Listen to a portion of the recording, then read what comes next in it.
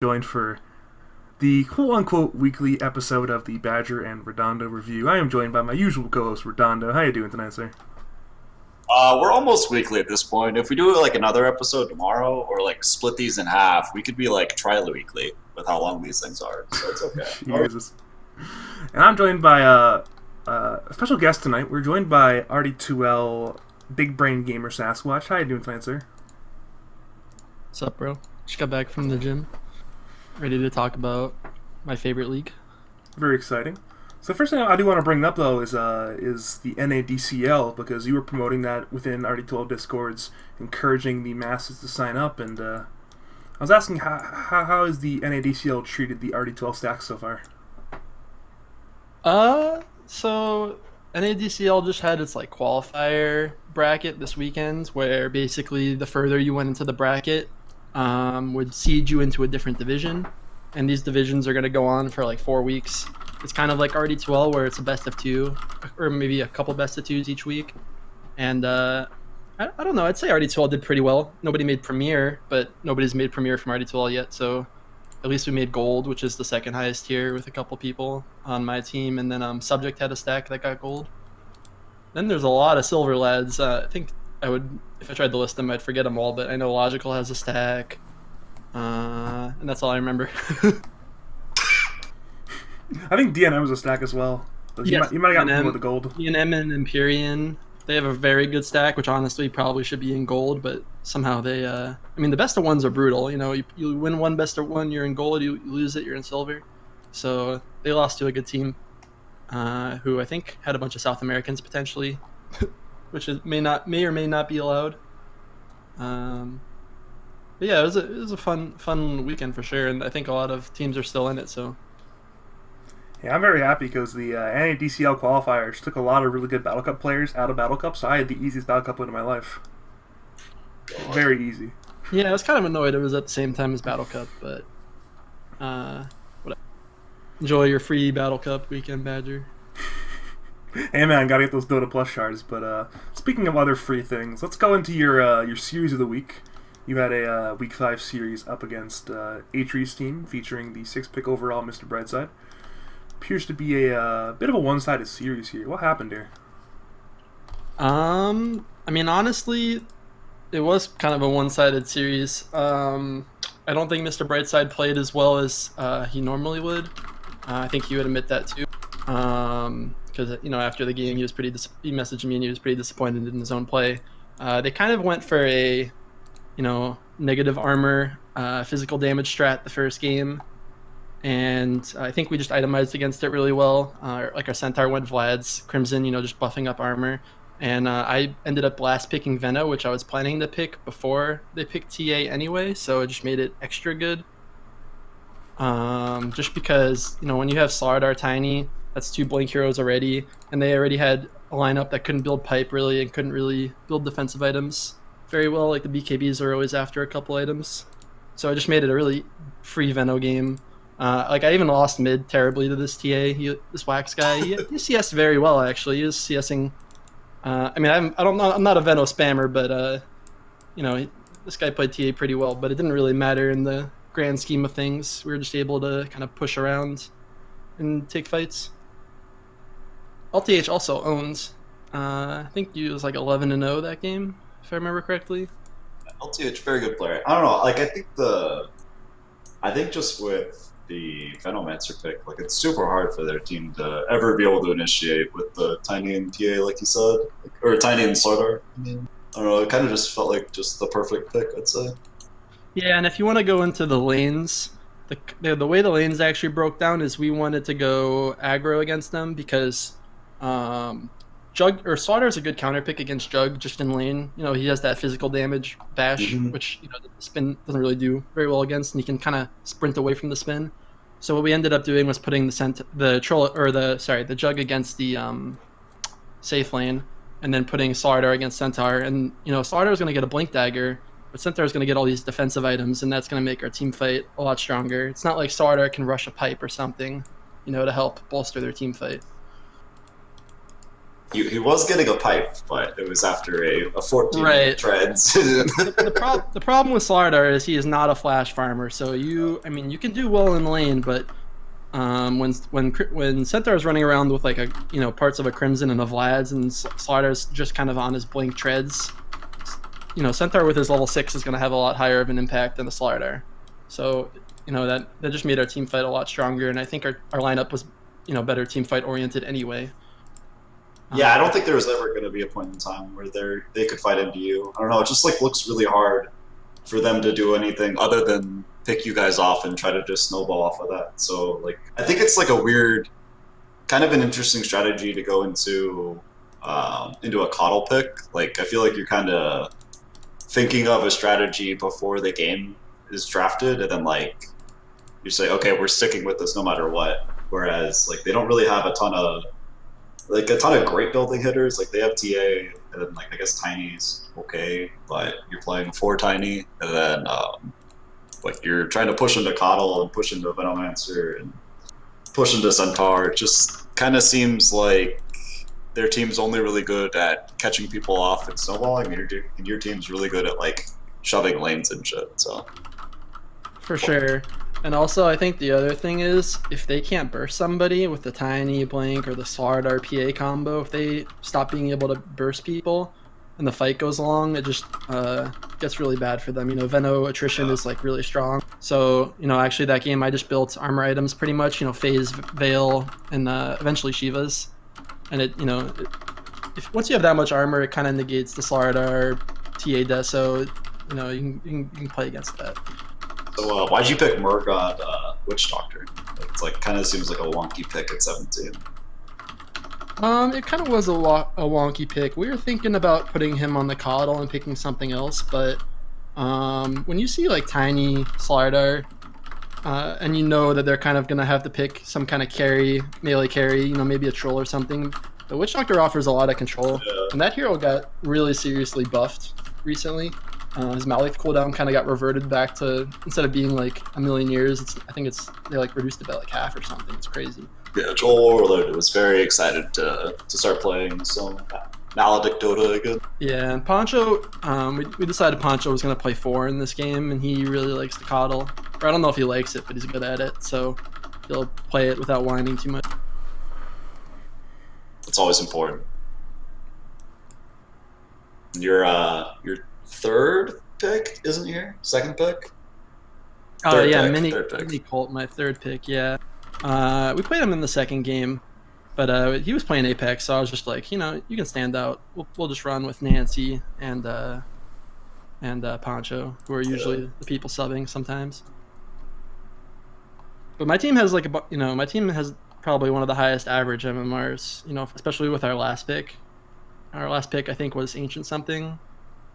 Yeah, I think Murtank's like the lowest MMR player in your team, which is not a bad position to be in. Right? Him, Poncho, and Nancy all have like the same MMR. Like they were within like 100 MMR, I think, on the draft sheet. So we've just been kind of subbing people randomly. I actually asked Mr. Brightside if he wanted to sub against me. Like we both sub and then cast our game. But every Immortal player I've asked that has dodged. Why would anyone want to do that? The fuck? No, dude. I asked Logical if he wanted to sit out with me. I think I asked ENM too, but I can't remember. But like, just like sit out and cast our games. I mean, my team owns. I don't need to be there. They can totally handle themselves. If we play you guys and Mikkel agrees to that, I might quit on the spot. What do you mean, dude? But I'd sit out. The Badger can carry the game, dude. Badger will play middle lane. I would be so upset. We'll be fine, Redondo. We'll be fine. We are like a 1.2 player team. That's not very nice, Redondo. That's toxic, dude. Hey man, I'm like 0.15. You're like 0.0 something. That's toxic. I mean, honestly, I'm all about like if my team wants to, or I mean, just in general, I don't really like to sub the 7th or your 6th man or whatever. I don't like to sub the lowest MMR person every season or every series if you can help it. So I'm trying to do as much like rotating as possible, and if like another team would agree to like let me sub out with their best player, I think that'd be cool because just like let other people play. I think Maybe. that puts your team at a massive advantage given the role flexibility that you guys have. Yeah, but any team I play at this point is probably going to get playoffs, right? I mean, I Maybe. think the team I'm playing this week is 7-3, so I think they Yeah. should only need like 2 more wins. Yeah, for sure. So as long as they don't screw it up too bad, I think they have a good shot. I mean, I think there's some pretty good teams in like the middle of the pack right now. So There's definitely some teams with like a good second, like their second highest MMR is the shot caller, you know, where the highest MMR doesn't necessarily need to be there for like team to function. So I think maybe maybe I can convince Paradise or somebody else to step out with me. Maybe Dark. I think Dark will definitely do it actually, because then we'll see Poncho mid. There's a chance. You never know, dude. If like last week you and your guys were like 9-4 or whatever, and you like have it locked in, one game Yeah, left. actually, the fact that Dark is losing It's games makes it less 5-5. likely. Yeah. Anyway, game 2. Game You guys 2. ran a carry bounty hunter. No, That's a carry Weaver. The support. that was a 4 position back. Well, actually, it was like a 3.5, I'd say. Him and Poncho were just kind of dueling, and they're just kind of hanging out. Whoever gets the last hit gets it. Yeah, I mean, Survival like, of the fittest. I think LTH was getting the last hits, but then like Poncho just went and AFK farmed for like 10 minutes after that while LTH ran around. So like he caught up, he was farming, he got his blink, and then we were ready to battle. This game was pretty interesting because they were taking some good fights at the start, and I think again their Lina was getting a lot out of lane. He had the counter pick this time. I kind of early picked the Kunkka just because I knew that Wax really liked the hero, and if I'm gonna play it, I needed to early pick it. So I think I ended up picking it third. Kunkka's kind of OP though, so there's not really too many counter picks to it. You can kind of just pick it no matter what to a certain extent. Like even Huskar, I mean, a really good Huskar is gonna beat you, but I'm not too worried about a super Omega good Huskar in RD12. So I just kind of am free to pick it here. And then we actually picked the Weaver carry in the first 2 after that hero got a buff. And Minicolt reported that hero feels Omega strong in the lane. So he definitely had a fun game on that hero. Badger, thoughts? Asking for a friend, definitely not Badger. How do you lane Weaver into Doom Grimstroke without killing yourself? Anybody? Any thoughts? You hit the Grimstroke. That is the answer. You definitely go for the Grimstroke because Doom is just constantly regenerating a ton of HP, but it also depends on what support you had in your lane, I suppose. I think I had a Lazard Lich, if memory serves. Are we gonna look at that game later? No, that was a scrim. That was a scrim a month ago, yeah. Yeah, we buried the idea of putting Badger on Weaver after that game. He was super tilted. Now it's so good. he was so bad. Dude, I doomed this Infernal Blade to me. If you got a Tusk in your lane and he puts that E on you and you have that bonus damage now from the double attack, I feel like you're gonna kill a Grimstroke from like full to 0 in like half a second, probably. Like that sounds fun. That sounds very two fun. double hits, probably dead. No. But this game, I'd say they kind of all end on playing around their Void Chrono, and the Lina didn't really make enough rotations early, whereas I was kind of running around. So I think their lanes kind of fell off just because Void and Lina never came to some of these early fights. And that just led to us having a lot of map control. I think when you put a high MMR player on 4 position and they're playing something like Bounty Hunter, and there's like some, the thing about RD12 is it has such an MMR spread that BH becomes even more powerful in my mind because there's always going to be somebody you can pick on with Bounty Hunter. Someone you can bully. Yeah, somebody you can bully, and I think that game he was bullying a lot of people, to be honest. I think he was kind of going around and bullying everyone. It seems like this is a really interesting series to look at how you approach having a high MMR support on your team philosophically, because you picked these active bounty hunter heroes that go around and have a lot of impact in the lanes. Mr. Brightside, high MMR support as well, had a wyvern for himself. Not the same sort of be everywhere sort of high impact support, if you know what I mean. Yeah, to be fair, he picked himself Tiny game 1, so I think he was going for that active style, but you're totally right, where I think you don't ever want to put high MMR players on inactive heroes. Like, for example, LTH has asked me multiple times this season. He's like, "Oh, this is a really good tree game," or certain heroes like we did pick him Lich one game and it went terribly. So I feel pretty confident in my theory that you should always give your high MMR players like unless you have one high MMR player who can kind of like lead the team while the others kind of ricing.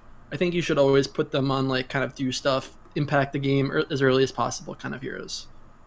Like I tried playing Medusa twice in a series earlier this season, and it just even with LTH leading, it just didn't feel right. I just needed to be active. I needed to be playing with my team, not watching them like take fights and stuff like that.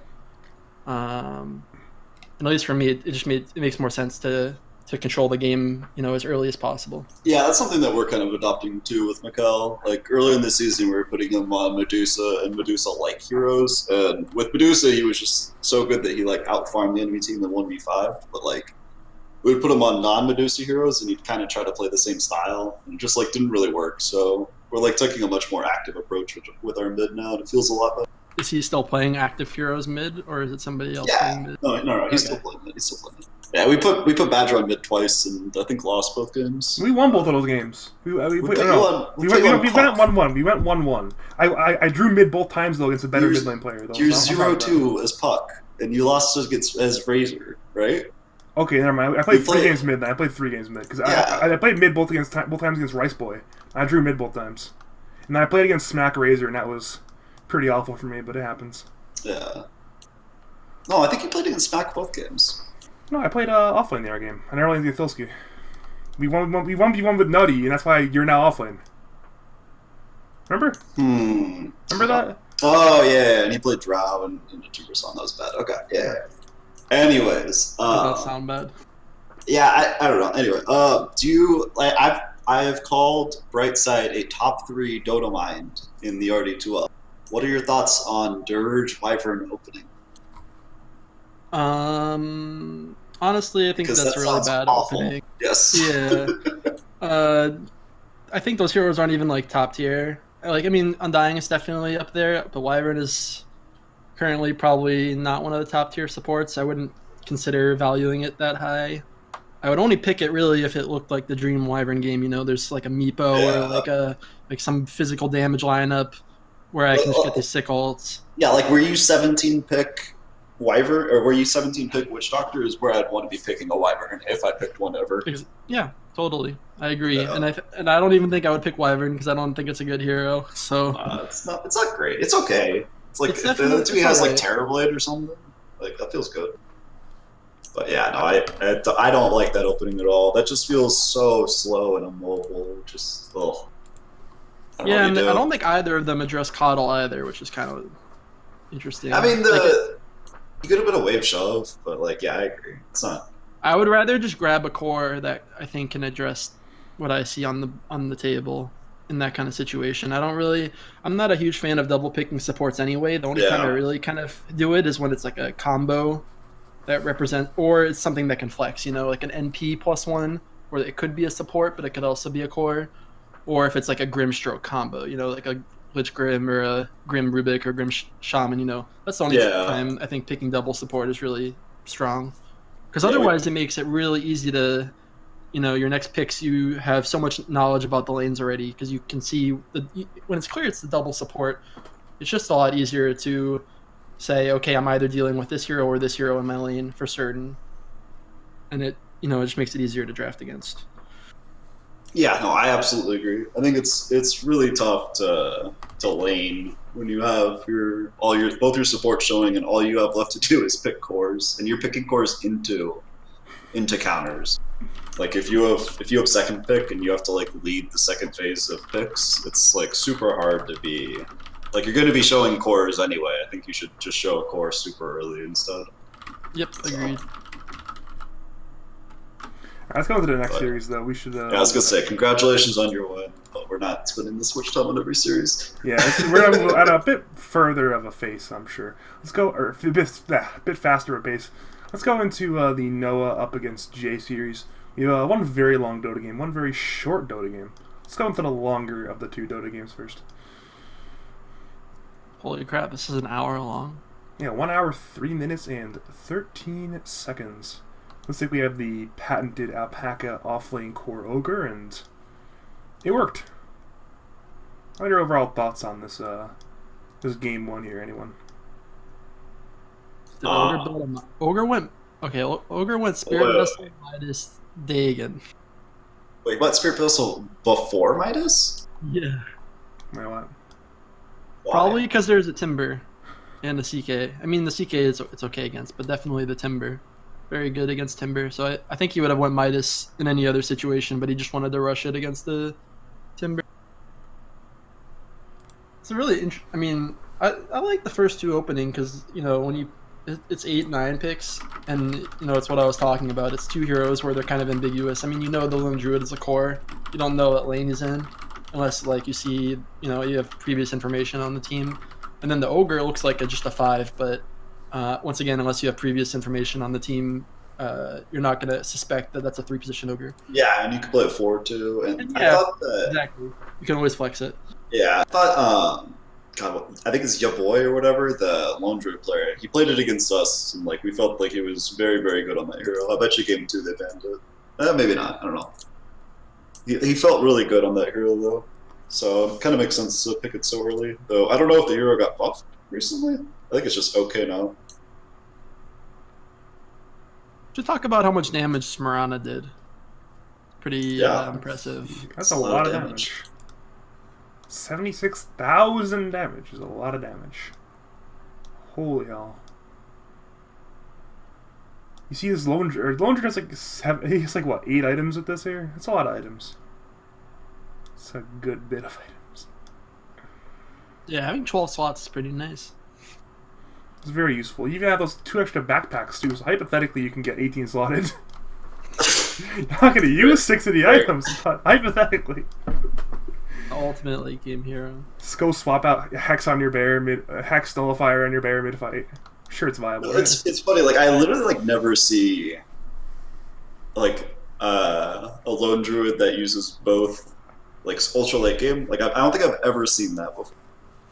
Where the hero is slotted and the bear is slotted. But like that, maybe not slotted, but like, you know, does anything, you know? Oh, like, yeah, people always lean one way or the other. There's definitely been some like kind of hybrid builds, but it does kind of end up that way, especially when you go this Ags build for the bear.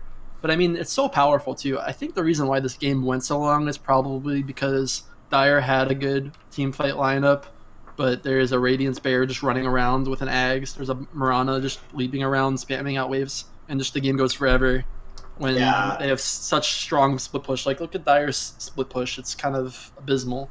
Dire's got problems with waves. They were winning. Project push. They were winning really early. Like, you know, all their lanes either won or drew. Then they ended up just kind of slowly getting split pushed around the map is my guess. Then the Midas effect took place.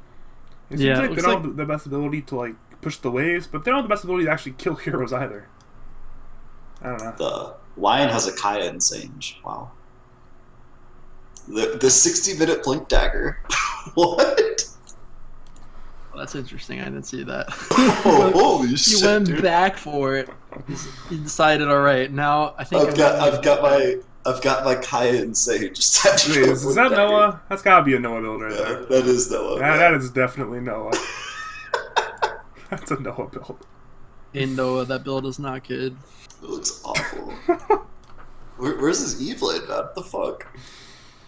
Not everyone could be Redondo Lion, I'm sure. Let's go into game number 2 here. Let's try it. Let's go to game 2. This one's a bit more one-sided. Hey, it's Cabobrox. What? What?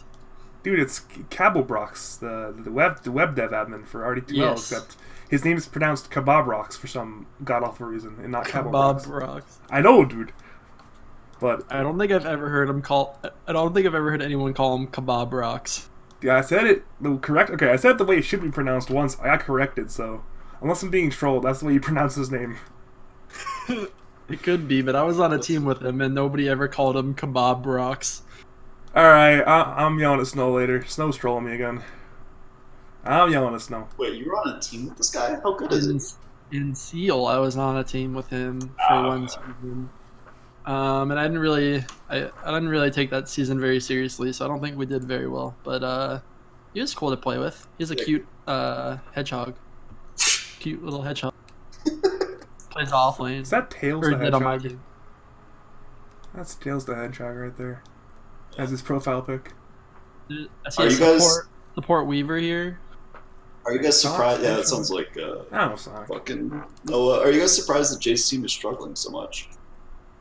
I am, yeah. I mean, you have Jay, who's one of the highest MMR players in the division, and it seems like he had a bit of friends in his team. He is Roughneck. It should be a bit of both of a high MMR team and a bit of a friend stack, and they're not winning Dota games. I believe they're 3-7. There are some rumors of internal problems. It's very unfortunate so far. I think most teams that are below 500 are going to have some level of internal problems at this point. Like that just like happens. Like losing repeatedly in a league that you only get to play on one team is going to be frustrating for some people. Payday ended up dying one time as Tidehunter. Also, Payday's playing Tidehunter. What the fuck? Now, what went wrong in this draft here, Sasquatch? It looks like They Jay's played carry Tidehunter and offlane Phoenix. Like Yeah, I'm looking at that. This is a pretty. I mean, the monkey laned against not the Tidehunter, which I don't think is ideal. It looks like they went tri-lane against a Sven Phoenix, and they didn't really crush them very hard by the look of it, which isn't always good. But I mean, I think Night Stalker is like a really strong hero, and Alpaca is 7-0, so it looks like he got a strong laning against his carry Tide. yeah, I mean, That's a little surprising too, I think. What do you think about that? probably. I mean, I think you just draw that lane. I don't know. I don't think Tide can like really dominate it. I also don't know if you go Arcane Boots as carry Tide.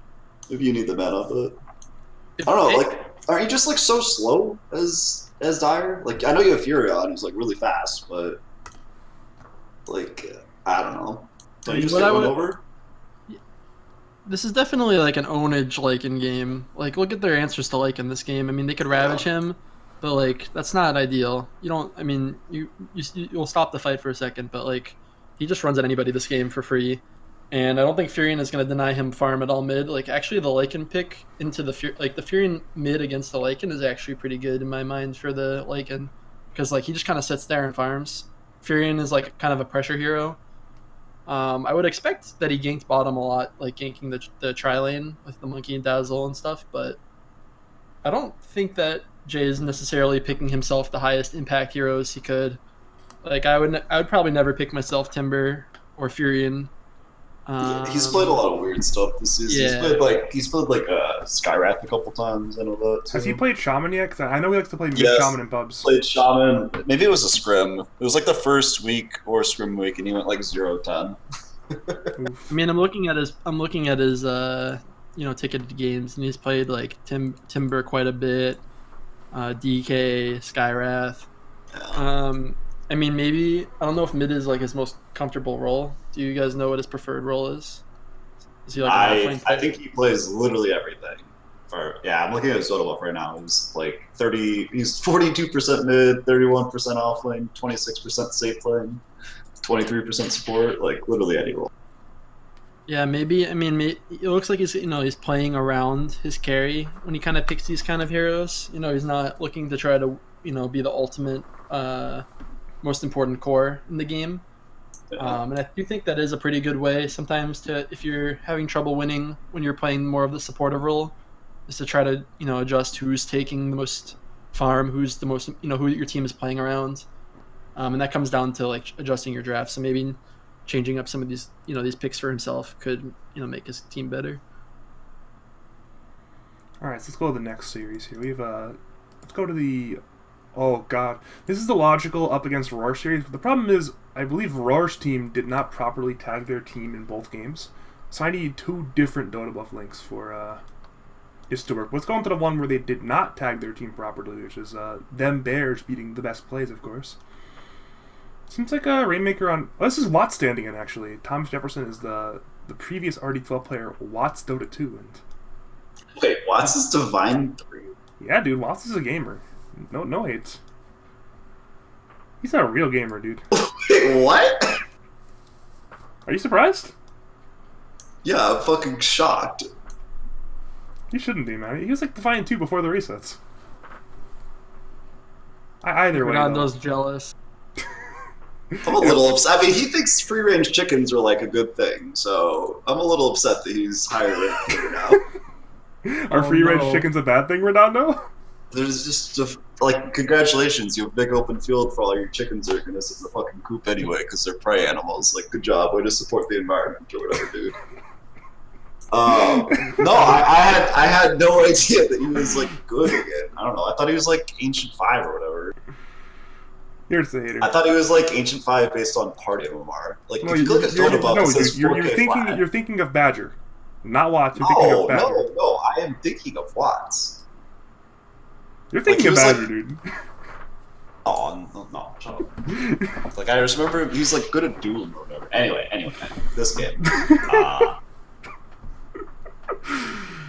don't know how I feel about this. I think Wyvern's pretty shit. I think we've discussed that before. Even though it's into Ursa.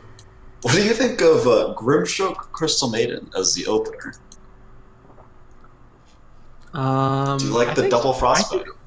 Dude, I think Crystal Maiden is pretty good. I have seen Grimstroke CM before, but it was against the PL, which CM is kind of good against because of the frostbite. Yeah. But CM definitely is a lot stronger now. I've been seeing CM. No, I think Crystal Maiden's good. Yeah, we played against one in our game 1, and like whenever she ulted, it was just like a fucking problem. But if you don't have stuns, or if she gets a BKB, I've been seeing 4-position CMs who are getting BKBs and just becoming the most annoying hero because you can't kill her. Yeah, no, I think it's good. I just don't know if Grimstroke Crystal Maiden's a good opener. But anyway, I don't know. I think that the Dire's team just kind of, Radiant's team. I think they just like lack the ability to make plays, you know? Yeah, I mean they have no jump initiate at all. I mean they can jump in and doom someone, but like they have no way for their team to come. He did not go jump and doom someone build. No, he did not. Midas Radiance. I feel like there's potential for plays with these heroes. I mean, you have a Queen of Pain, Natural Mobility, Doom can either buy Blinker Shadowblade, Jug can buy Blinker Shadowblade. You have heroes that can do stuff, right? But none of those heroes itemized in that way, though. You know, like So you consider this more of a draft issue or an itemization issue? Logical with this like split pushing build, which maybe you have to if your team's not going to build. If your team's going to build like super greedy, you're just going to have to push lanes out and chip. But I don't know. I think it's maybe a little bit of both. I don't really care for Doom when you don't have a douche hero in the 4 or 5 position. Yep, I agree. The problems I see with this draft is they picked Wyvern just as a response to Ursa, who isn't really he isn't even really countered by Wyvern necessarily anyway, because maybe you'll catch him with his like W on, but if not, he's not going to kill anybody. He's not. You're never going to set up and get a kill with your ult usually. Yeah. And like Quap can like follow the Doom. Like if Doom somebody as their like start of a fight, the Quap can like go in, but if she ever blinks in, it's still really scary, especially when you don't have a BKB against CM and Grimstroke and Pitlord who roots her. And then Ursa could potentially bash her too. So it's not like it's by no means a game where Quap ever feels safe. And I don't think they ever have like when Kizu's playing like a farm oriented style and not really trying to make plays, he's trying to farm up and then take team fights. They don't really have any catch this game other than him. Like he didn't go catch build, but they don't have anyone else who could go catch build. No. So I don't, it looks like they just farmed, and then eventually, Dire became the stronger lineup. Are able to, Yeah, they're winning. It's just like I don't know. I think it's really hard for you to finish games. They're like, kind of like take your advantage and push it over the edge if you don't have any way of like punishing people for being out of position and whatnot. Like, you just kind of split push really, really fucking slowly as Dire, but yep. And Ursa could literally solo kill anybody on their team, and same with Clinks when he gets his sheep. Like they could like go around and actually just solo kill any of their team. Dire can't actually do that. They can't like make these kind of plays happen they can ball up and go for like a win. But if they can't win on those fights, then I think Dyer's just favored to to naturally win the game through a pickoff or just having these strong cores go into the late game. Like I don't see Quap. I mean, Quap has like the Lincoln's, I'm assuming, talent, but she's still just so vulnerable as the game progresses against these heroes like Ursa and Clinks. She She might went not for have. the fear She's, talent. yeah, because she's buying a Lincoln. Oh yeah, I don't think anybody gets that talent actually. But even if she did, like it wouldn't matter because Clinks has Diffusal, so he's just gonna Diffusal Scythe anyway. So like Quap really has like no play. And Grimshark has a sheep as well. There's an Abyssal, and there's a sheep on the Underlord. Like, it's just all problems. Yeah. Crimson was getting a sheep. Jesus, that sounds terrible for any hero just being hexed 4 times. Yeah. Like, maybe Doom goes Crimson, and they just try to, like, win the game together, like, with Quap having, maybe a BKB, like, less farming oriented items and just trying to hit a timing rather than kind of go these Midases, get a Radiance, just kind of farm into the void. Yeah, I don't know. I'm not good at Doom. I don't know how to itemize a hero. It's like the one hero I just like conceptually don't understand how it works. It's buy items. Rest of Hour.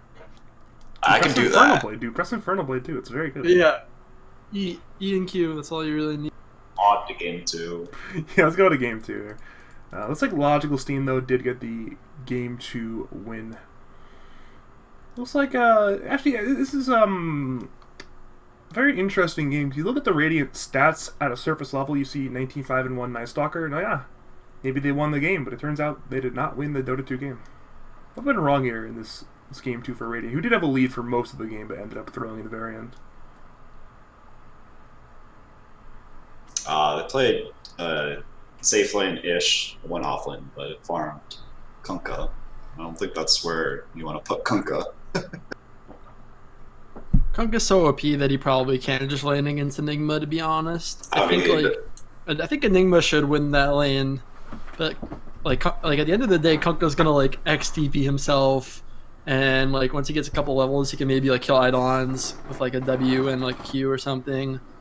But this does look like I feel that Dyer should have had the favored lanes this game. I'm gonna go out on a limb here and say someone's going to need to go into this game, download it, get ready to clip something, and watch the Enigma. Because if you look at the map, look at the gold advantage. It appears that something happened that was catastrophic for Radiant 2. Lots of people died. Yes. At the same time. A 5-man wipe followed by a short break followed by a 5-man wipe and then a 3-man. Like Razor died. Look how much gold they gave away when they died at 37.42 or whatever on that net worth graph. 1,700, 1,200. Even at the minute 32 fight, you can see cores die. Like Night Stalker gives 1,100 gold, Razor gives 1,000 gold. It just seems like they got some gold from killing them and then just won the Dota game. Yeah, that's gotta be depressing. It's like, oh, we're winning, we got this, and it turns out they did not have this. Do you like Logical's build on Shadowfiend? The Yules. That's the Yules blink. Most of the Force staff. Oh yeah, that's pretty interesting. I assume he bought it because of the Night Stalker. Yeah. I mean, it's good against Razor too, though. So like, it's not that bad, and it's good against Cask. It's kind of good against Kunkka. Like, you can sometimes like interrupt the combo kind of with the Force. So yeah, I don't think I hate it. I'm surprised. Yeah, like normally I see a Force staff on Shadowfiend. I'm just, what the fuck are you doing? But like, I think it makes a lot of sense. If he went this build in mini, and he wasn't like beyond godlike at the start, I would be definitely flaming him. Because this is definitely, I mean, yes, it's a good Force game. It's also a really good like BKB game. Yeah. Like, you could probably have gone like some like Hurricane BKB build and just been equally as survivable. I mean, yes, you can't Yules combo people, but you're gonna be able to go around and take a team fight much better than you can with a Force and a Yules. He's like, literally paper at that point. I feel like if he ever uses his Yules and then gets X'd and like X torrented, he's just dead. Yeah, for sure. I would have to see how the game went for me to really flame him, but it is I think an interesting build. I think they were. He was very far ahead at minute 22. Died once, felt like he needed a force staff that would solve all his problems, and didn't get another item for 10 minutes. Yeah. All right, let's go to the next series here. We have Yak up against Dark. I actually do have a question before we actually go a bit into this series here. Are you disappointed overall, Sasquatch, by the performance so far of Dark's team this season? They're 5-5 currently after 5 weeks. So I mean, I can only really comment on the players that I know, which are Dark and Punani.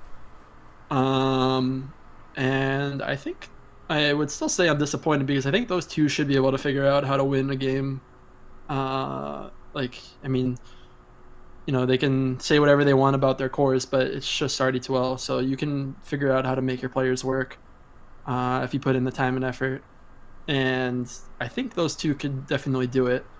I mean, I will give Dark some credit though. He has been busy with like NADCL and like school and stuff, and in general, I'd say he's kind of done. He's done his lap with RD2L. He's got the mini win, he's got the regular season win. I don't think he ever planned to scrim with his team this season, nor has he scrimmed with this team this season. So I don't think he's putting in like as much effort as he could, but I'd still say, yeah, Dark, your team sucks. You should do better. Noob. I'm looking at the goal graph. This is one of the most... I could play them, but they seem to be... They're not good enough to play against. Yeah.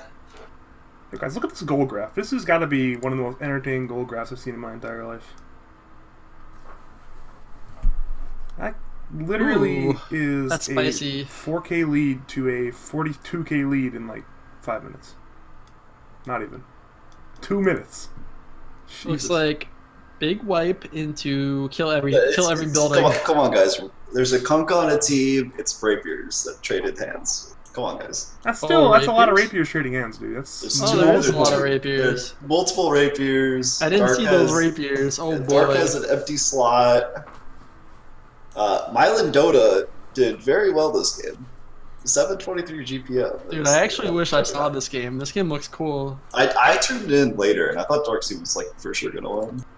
Yeah, I tuned in for game 2, so I didn't actually get to see this game, but yeah, I saw like a 5 minutes. I saw like 5 minutes of it, and like Dyer had a racks down and like half of mid racks or something. I don't know. Dark's build. Okay, I got a question because I'm not a flamer. So Dark had a Shadow Blade, add a Shadow Blade somewhere into that build, and he went 4th item Crystallis. He was getting a Daedalus. Do you like that? After BKB, after Radiance, after AC, after Shadow Blade. I think he had Phase Blitz or something. No, I don't think I do like that. I would prefer something else. Right? Don't you just go Daedalus? Like, I don't know. I mean, I have this once again. I probably have to see the game, but if they're like, if the fights are really close, it's hard to say. Like, don't just go straight into like a more team fight oriented item. I don't know, man. Like, I would let someone else buy that AC or something. Also, I would not put Punani on fucking Coddle. AC's not bad on Kunkka, especially I think it's good. Coddle, you can slap people and get like double right. Tidebring. I think you need a Daedalus much earlier in the fight, much earlier in the game. But anyway, I think mid obviously went pretty well. Naticus didn't have a super great start. He had like a 15-minute Mask of Mammoth. I'm sure he jumbled a bit after that. Like, I find it odd because usually this Yak team wins like 3 lanes and loses the game. Yeah. This time they only won 1 lane, yet they won the games. That's a real change of fate right there. Yeah, apparently, I think Nuttypizza said it. Like during the fight later on, like after Yak had 25, you got the Walrus Punch talent, and then just like right-clicked the Ursa, and then during Ursa's ult, he got right-clicked and Walrus Punched 3 times, like throughout the duration of the ultimate.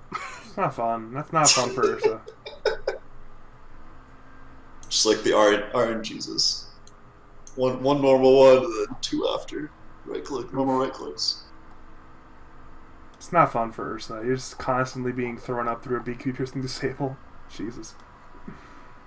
No. I'd say game 2 went about a little bit more as you'd expect. Yeah, game 2 was a bit shorter, not the same level of marathon. Looks like Dark was a little bit mad about the game 1 and destroyed his enemies. I'm surprised that matchup went that well. Does the new Quap with the new dagger beat DK? Dark definitely skilled. I don't even have to look at the builds to know he probably put like 3 points in dagger.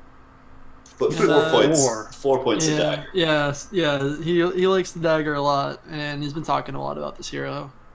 He's on my NADCL team, so we've been talking about heroes quite a bit, and he really likes that you can go Midas now before like going any other items, because Quap does have like this kind of problem where she falls off if you go this Orchid BKB build, or like you just it slows down your game too much. So the Midas definitely changed things for him, and also the dagger change. And I do think that is a huge buff for against Dragon Knight in the lane, or against anybody that you can spam that Q on, because it does a ton of damage. Yeah, I had to play against the safe lane Quap in a scrim against an unnamed team, and it was fucking depressing. I was like Slardar or something. He just ferried a bunch of clarities and just kept daggering me. It was terrible. Yeah, I wonder if that matchup goes a bit better for Queen of Pain now with the dagger chain. I don't know. Like, I think Dark's obviously a better mid laner than Nuttypizza, but still surprising. Other than that, they won every single way, so that'll do it. I will do it. Razor's pretty good. You just put a melee hero with Razor, and he's probably going to win the lane, and it looks like he laned against a Juggernaut. Yeah. So, Juggernaut's real sad, I can tell you that. Yeah, then they had Night Stalker and Sven against a Slardar Grimshook, so... That's sad, too. That's 2 melee against the Slardar. Yeah, right click and die. Yeah.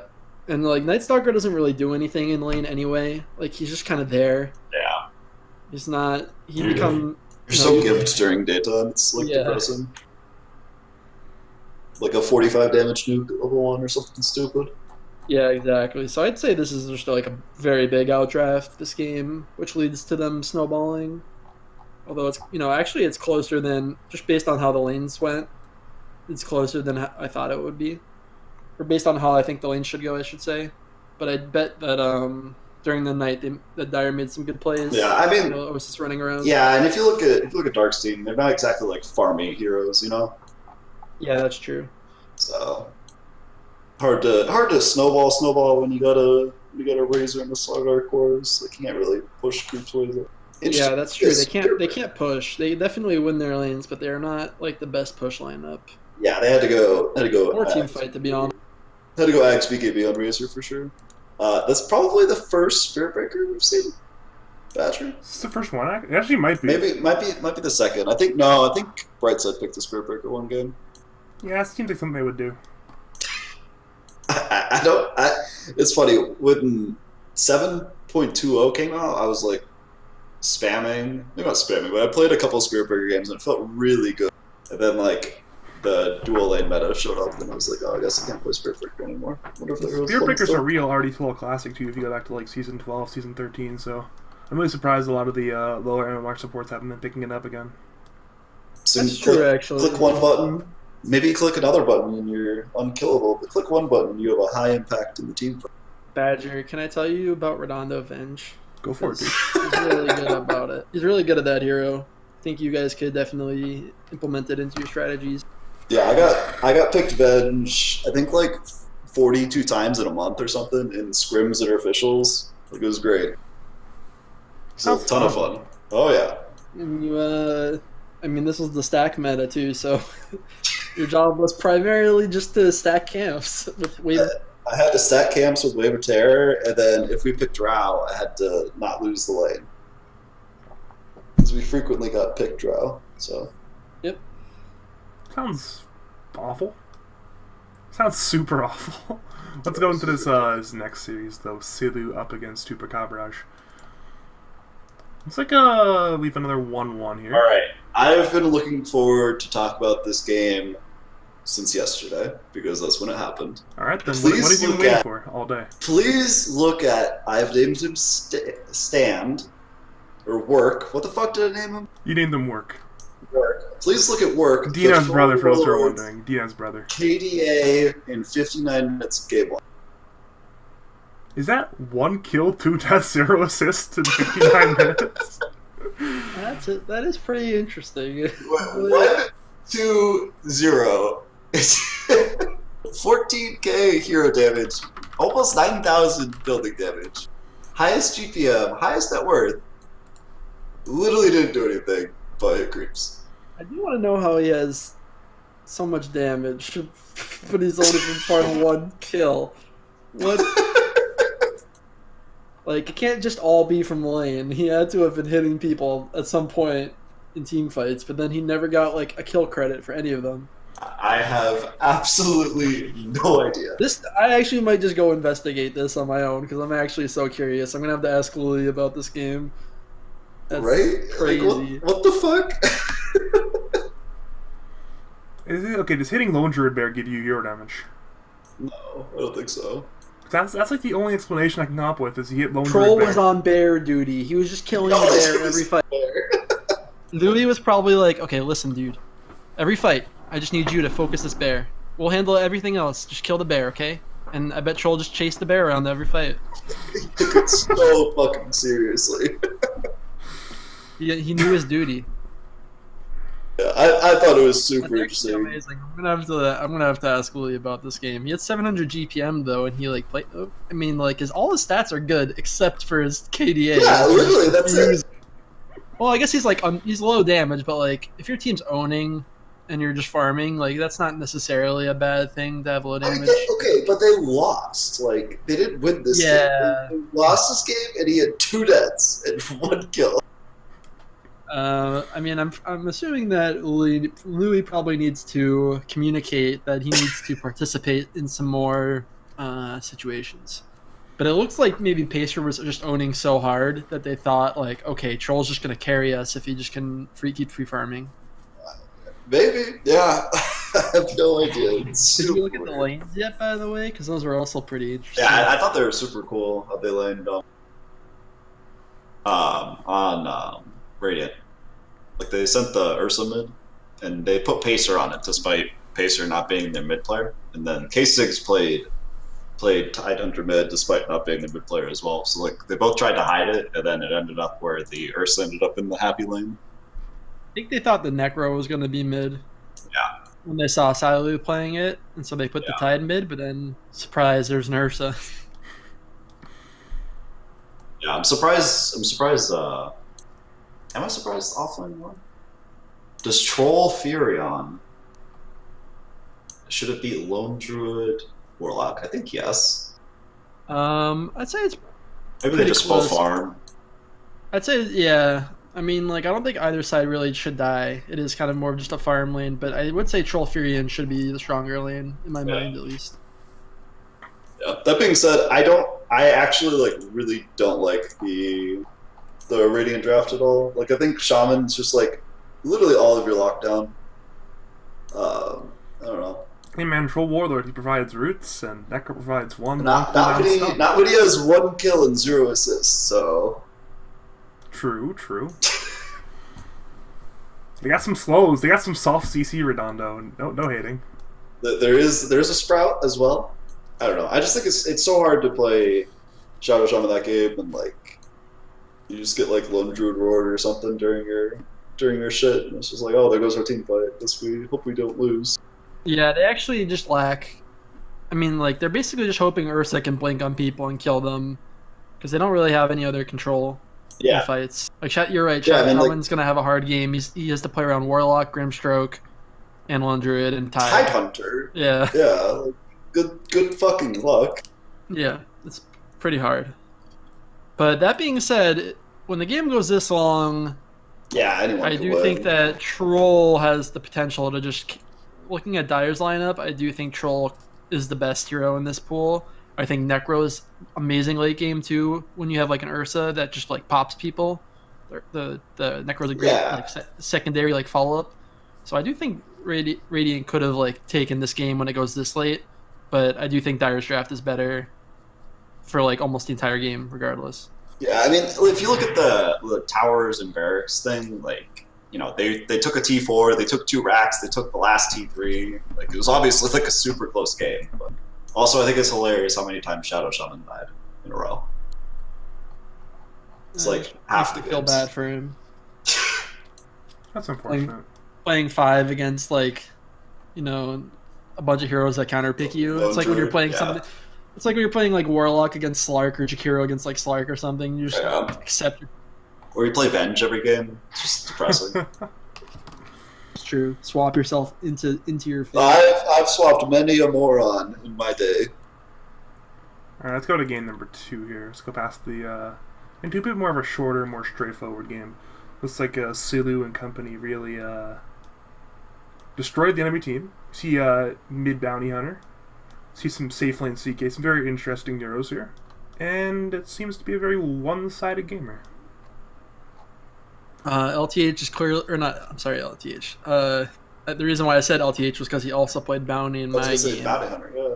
And Lily and LTH were both very inspired by the fact that we lost an NADCL to a top 100 mid guy who played mid bounty. He was playing against Dark's Ember, and the mid bounty did definitely crush us. We were running like a Night Stalker lineup, so he just kind of attacked us during day and played fast, and like we couldn't really do much. They just kind of ran us over. And I think Lily was looking for the same thing, you know, just a snowball lineup with bounty hunter. It definitely worked this game. I looked at Squid's Dota buff because I had no idea that he played Meepo, and he does not play a lot of Meepo, so kind of an interesting pick to me. I will say it's a very good Meepo game. Like look at Dire's lineup. I mean, Weaver and TK could definitely kill a Meepo. I was gonna say, don't you just get blown up by CK? Well, the thing is, if like Radiant starts the fight and then Meepo comes in and like maybe like a CK spell is on cooldown or something, Meepo theoretically should be able to just kind of like move into this lineup, and he's not really worried about too much like control or anything. Just because like, you know, if there's a coddle or an AoE stun or something, that is very disruptive when you're playing Meepo and you like try to jump on somebody. But this game, there's no like counterplay to him jumping on somebody. The only thing they have is disruption from Shadow Demon. Yeah, I don't know. I think when you put your third best player on the hero that's gonna like dictate the game, it's that's tough. very true. I have some experience playing with a Meepo that I'm not playing. I played with Midder Courier Adventure 2 seasons ago, and he played Meepo in some of our games. Why? And the thing about because it was like one of his only okay heroes, and he asked for it, and it was in playoffs. I'm not gonna say no to somebody when they ask for a hero. But the thing about Meepo is he is the center of the game, and everything else is like a side thing, which means you get gimped. All your other heroes get gimped. And, you know, if you're like an ownage Meepo player, that's good. But if you're like a decent Meepo player, then the rest of your team is suffering, probably. Yeah, so much so that Autotax felt like he had to go first item Midas on Juggernaut, so. That's not fun. I mean, it makes sense, I guess, but at that point, you can just get run over, and they got run over. I haven't been able to play a ton of Dota lately because I've been traveling for work, but like I'm surprised to see so many fucking Midases. Like, I get that CK's in meta now, and like, well, it feels like a lot. Like, Pacer went MKB into Midas on Weaver, which Dude, might be his best hero. Redondo, if I went for that exact build, you would have flamed me, and you know it. I would have been stoked because you would have had an 18-minute MKB, and you could have. Dude, I did that on Jug once. I almost had Yasha MKB at minute 18. You were like, "What the fuck are you doing, Badger? Don't buy Yasha." MKB. No. I think you just had like a straight MKB. I had Yasha MKB. I remember. On a hero that has like no survivability versus Yasha MKB versus MKB straight on Weaver, who's really fucking hard to kill. So, dude, Jug's hard to kill, dude. Jug is super hard. Jug is not hard to kill. I've seen you play it. You've seen we've won those games, dude. Have we lost with Jug, dude? Have we lost with Jug? Yes, we have. Have we? You're probably right, actually. Though. I can't think of a game, but I'm very sure that we have lost with your Juggernaut. My Jug's ownage, dude. No, your Jug is very good. You should not go second item MKB on Juggernaut if your first item is a Yasha. One day. Don't doubt Badger. Come on. We still would have won that game with that build in my defense. We were Maybe. rolling in that game. Do you like? I've seen Hitagi play mid bounty hunter very frequently. He always goes Deso. Are you surprised that the no Deso, or is that just because I'm just kind of shit right now? Yeah, I don't really think Deso is the real item on that hero. Like, if you're playing this like snowball lineup, like Deso's good. You're gonna do a ton of damage, but you don't really need that burst damage. You already do a ton of burst damage. You really should just get like Drums Vlads and amp your team. And then No, he goes after those two. Oh yeah, that's good. It's good. It's a good item. I'm not hating on it, but like Manta's really good too because Manta lets you dispel the dust, and it's just a good item with the Yasha. You're good to tree. I get the Manta. I'm just surprised to not see a Deso. I'd say if it was a different game, or if maybe the game progressed, you could consider something like that. But this game, it looks like I'd say I agree with his item choices. I think this is how I expected this matchup to go. Kind of surprised to see Chupacabra pull a game off game one, but and I actually like the Meepo pick, but I think if you're gonna set up for a Meepo, you need to draft a little bit differently for the first four. Like the Jug is good, the Omni could be good, but I wouldn't say it was like the best Omni game. When you have Jug and Meepo as your cores, you really want an Omni. I don't know. No, you don't. And like somebody should have a Vlad's. You shouldn't have a Tree. Like I think Tree is another like not good synergy with Meepo because like he's like slow. He doesn't really play team fights that well, and he has no disables, and like his E is single target. I hate that hero. So I think if the draft was different, this Meepo could have done it. But I think this is like too much. It's too much of like it's all on Meepo to win this game. Yeah, for sure. Either way, though, let's go jump into this next series. What do we have up here? Oh, we have the premier match of the week. We have Trav2s taking on the, at this point, before the series, division favorite Paradise. And looks like the division favorites have fallen 2-0 in week 5. What happened here in this Travis Paradise matchup? As Whole City 07 would say, you give him Pango, and the game is nigh over, I would say.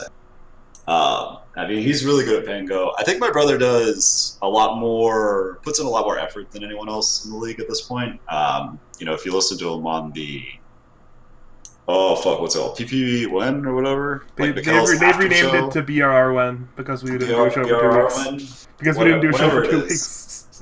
Like, he always talks about how he does drafts and shit, and, like, he talks to me, like, he'll, like, text me randomly during the week. He's like, how do I skill, I won't give away one, but he, like, asked me, how do I skill 4 CK? And I, like, gave him some tips, and, like, maybe do these things. Aww.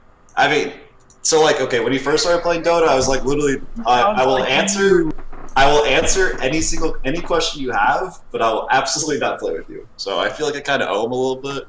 Because I kind of let him, like... Dude, he has a different interpretation of that story where, like, he would ask questions and you give useless answers of, like, go win the game, go hit creeps and arrows type stuff. Oh, I don't know. I would give real answers. I mean, if he asks, like, a real question, I'd give a real answer, but I don't know. Like, I watched a couple of his games. It was like, you need to do this better, you need to do that better, and whatnot. But it was a shame I wasn't there in person, or else I'd tell him to play with the mini-map on the other side. Why did he start playing Dota, like, after you left? I never really, you never played Dota, like, I don't know, as I've known you, he's never been, like, an active Dota player and all. So he was, like, really good at Counter-Strike back in the day. Like, that was, like, he was really good at Dota, or at Counter-Strike, I was really good at Dota, and that's just, like, kind of like what we played. And then he started playing a little bit of Dota when his roommate moved in, and his roommate's a League player. And then he stopped after a while. And now he made a big return the last, like, probably 8 months ago maybe. And I know he played like 26 games in a day or something retarded.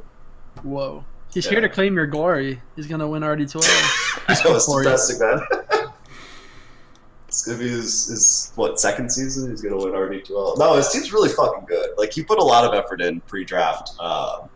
Apex, obviously, I think the best player probably in the league, honestly. Maybe Does he play like competitive at all, or? I don't know. I've never talked to the guy, but every single game he's played, he's been dominant. He's really good at Brewmaster. He's really he's forcing first phase Arcwarden bans, which is I think where my brother's kind of big braining the league. He's talking about scrimming, and he's first phasing fucking Arcward and Meepo, so that way he could play against a lineup that'll counter the shit out of it, but it'll still work anyway because they practiced it and they know how to play it and whatnot. Yeah, Apex really fucking good. Alpha, I think his landing phase has been kind of disappointing. He hasn't really impressed me in any of that stuff, but once he gets outside the landing phase, he's a really fucking strong second phase pick. And then Whole City he might be the best third round pick. That guy's I think he was 5.2K or something last season or 2 seasons ago. And then he went to Europe and just sucked a dick or something. And now he was 4.8 or so. He's really, really good. So it kind of makes sense that my brother's team was that good. I thought their drafts would be their biggest struggle, their biggest weakness. And I know that he put in a lot of effort. He's talked to Brightside a lot about drafting. He's talked to the rest of his team. I know Whole City's very chatty and has a lot of opinions. I don't know if they listen to him all the time, but They don't. he's got a good well-rounded team. No, it's been impressive. This is also the most deaths that 659 has had ever, I think. All the way up to 7. It's a lot of deaths. I will say that if 659 is one of those players where if he's owning, he's owning. If he has a bad start, he kind of loses his way. Yeah, and actually, I think that's the truth with kind of all of these players on this team, Paradise's team. I think they're all very good. I mean, I think Jakku 659 and Paradise is a really strong tricore, but I don't know if they have a bad start against a well executed draft, if they're gonna be able to pull it back together every time. I think that might be a flaw that your brother's team kind of exploited here, with just some strong drafts, catching them off guard. Yeah, okay, so for example, my brother felt really confident about 16 picking Pango and not second phase banning Night Stalker because Jakku has played one game of Night Stalker in the last patch or something, something ridiculous. I know no one else is putting in. Nuttypizza gives us a draft sheet every week, and we go through it and look at everyone's RD2L matches, but my brother's going through pubs and shit. I don't know. I think we draft sheets. Yeah, we have a draft sheet. If we play you, I'll send it to you afterwards. Well, we talk about the game during the week, but we haven't scrimmed once, and we haven't done any kind of I'll look for bands on Sunday, and then that's about it, really. Come on, man, you gotta put more effort in. Dude, it's hard when your team's just owning. I don't need to put in the effort. You're only 7-3, right? Yeah, but so you're some dominant force. I'll take all the losses that we had. I'll just take on the chin and say they were learning experiences. Two of those losses was me trying to play Dusa, and I think the other loss we were just missing a player. I can't remember. Or it was against DNM's team. I mean, DNM can carry the game by himself sometimes. Yeah, we had that problem too. But anyways, Apex really good at Dota. Whole City really good at Dota. Alpha's kind of turned into their rock in the middle. My brother played 4-position cast. Game 2. Actually, I have one more question. What do you guys thought about Gaff's return to his old ways, where he's now once again putting on large amounts of deaths without any kills? Throwback to last season, unfortunately. I mean, kills don't matter. I will say that when you go this physical damage amp lineup with the Venge Troll into the Dazzle, that's not ideal. And that, and it's not even just the Dazzle, it's the Dazzle Dusa. It's kind of just makes, I think it made their game like really hard, and I don't think it's fun to be Venge in that kind of game either, where they have like a Dazzle already and like this Dusa hero. Alright, let's go to game 2 now.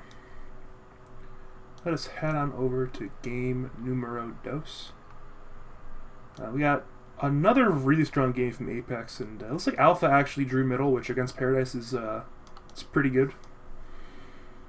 Yeah, so I'd like to point out that there were 68 kills in 26 minutes.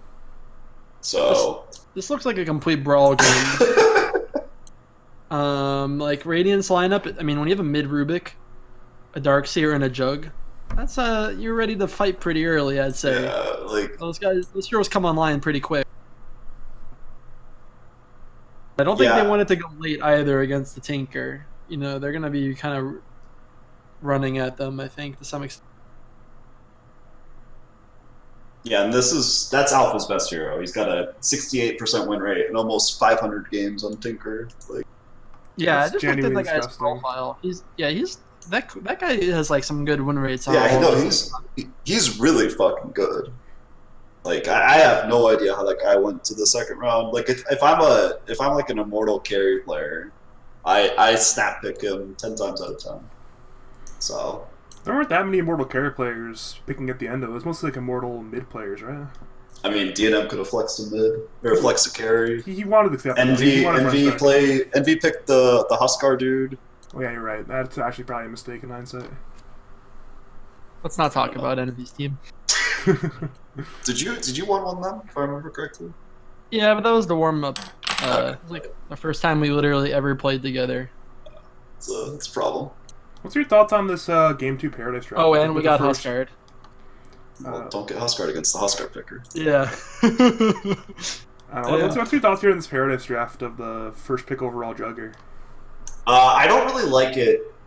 First overall Jug's fine. I don't really like that they took the Darkseer though. Like I don't think that any of their heroes pair well with Darkseer. Like literally at all. So I think anytime you pick a Darkseer, you need to have something that works well with it. They were showing Slardar Dazzle over, which like cool. I don't know. Like what are you really trying to get out of there? I just think it's very strange to go Darkseer and then say, oh shit, we need to pick a Bane. Yep, I agree. No, like you should at least have like a melee support. I think when you're playing Darkseer, Yeah, I you think need it's pretty strange to have. Yeah, like you can't even. Do you want to Ion Shell yourself in Jug? Like you can't even like. I don't know. It feels weird for sure.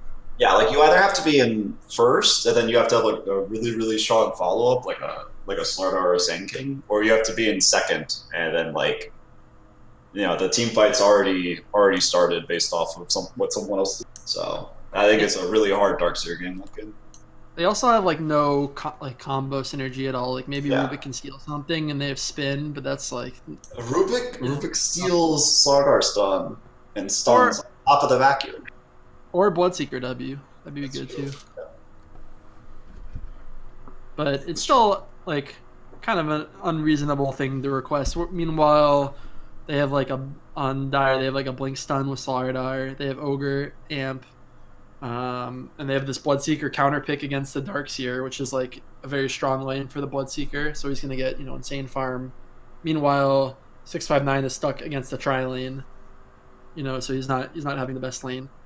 And they have a counter pick Tinker who's not going to get pressured at all because it's really smart when you have last pick sometimes, or if you want to pick like a mid that farms and doesn't want to get disrupted by supports. If you just go aggro, that basically pins the supports of the other team into that lane. And if you have favorable 1v1s, that's really smart. So like, okay, the Bloodseeker is favored against the Darkseer, so. And then mid's favored for probably the Tinker because Rubik can pressure him a little bit, but he's never going to kill him. Yeah. And Tinker's farm probably matters more. So they have these two side lanes that they're winning, and then they're aggro tri lanes, which means that the supports of Radiant can't really do anything to help those other lanes. So I'd say give your brother some props for a smart draft. I mean, I'm sure that the highest MMR player is definitely giving a lot of input. Yeah, I'm sure Apex, Whole City, Alpha, all put in a little bit. I'll put in a little bit of discussion, but like they were talking about like Bloodseeker using his damage amp on the Tinker, and Tinker would just like two-shot people and shit. All right, well that's all right. Well, Right? That's disgusting. That's genuinely disgusting. It's a lot of damage, man. Now, there need some like flex tape or something for that one. That's a lot of too much damage. There's definitely some like meme quality to that, but I'd still say the bigger part is just having these two favorable lanes and then the tri lane. That was that's a smart drafting style. Yeah, and you're tri-laning the Slider into the drop, so like it's not even that bad. Yep. So I'd say that's sort of our favorite, actually. Especially when like Bane and Shadow Shaman, like you have to like just trade constantly or something to come out on that, but you're trading against Ogre, so it's kind of sad. Ogre and Dazzle. So I don't know. I think my brother seems really good. I think Paradise's team is absolutely going to be fine.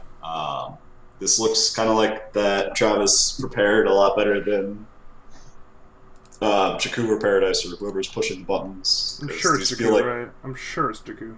At this point, like I'm sure they've like totally slacked off too because like they've been owning. Like at this point, like are you really gonna prepare super hard when you feel like you're just gonna own? No, and then all of a sudden this team comes in that prepared super hard, and they have good players too, and they're just gonna thwomp you because one team is like not paying attention at all, and the other team is like, oh, we're coming in serious and hot. So this is like a wake up call, and they're probably gonna come in a little more prepared next week, and then just do fine.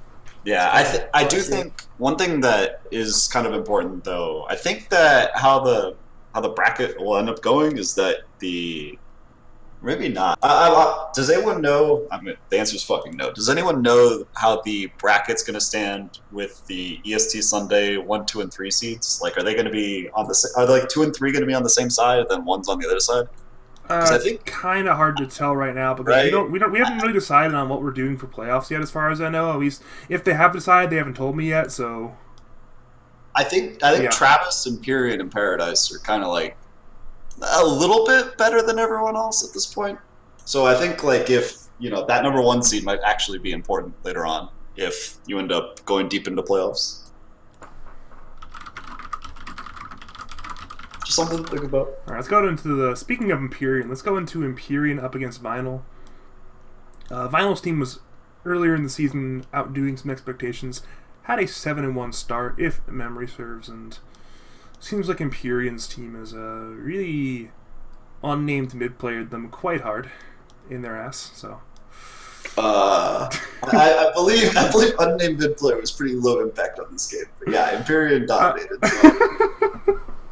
No, but what happened to your? Like, this is a clearly one-sided draft here, Sasquatch. What happened in this draft that allowed for Empyrean's team to win so hard? Actually, no. Let me be fair. Unnamed mid player won as Kunkka against no one importance Huskar. That is the game.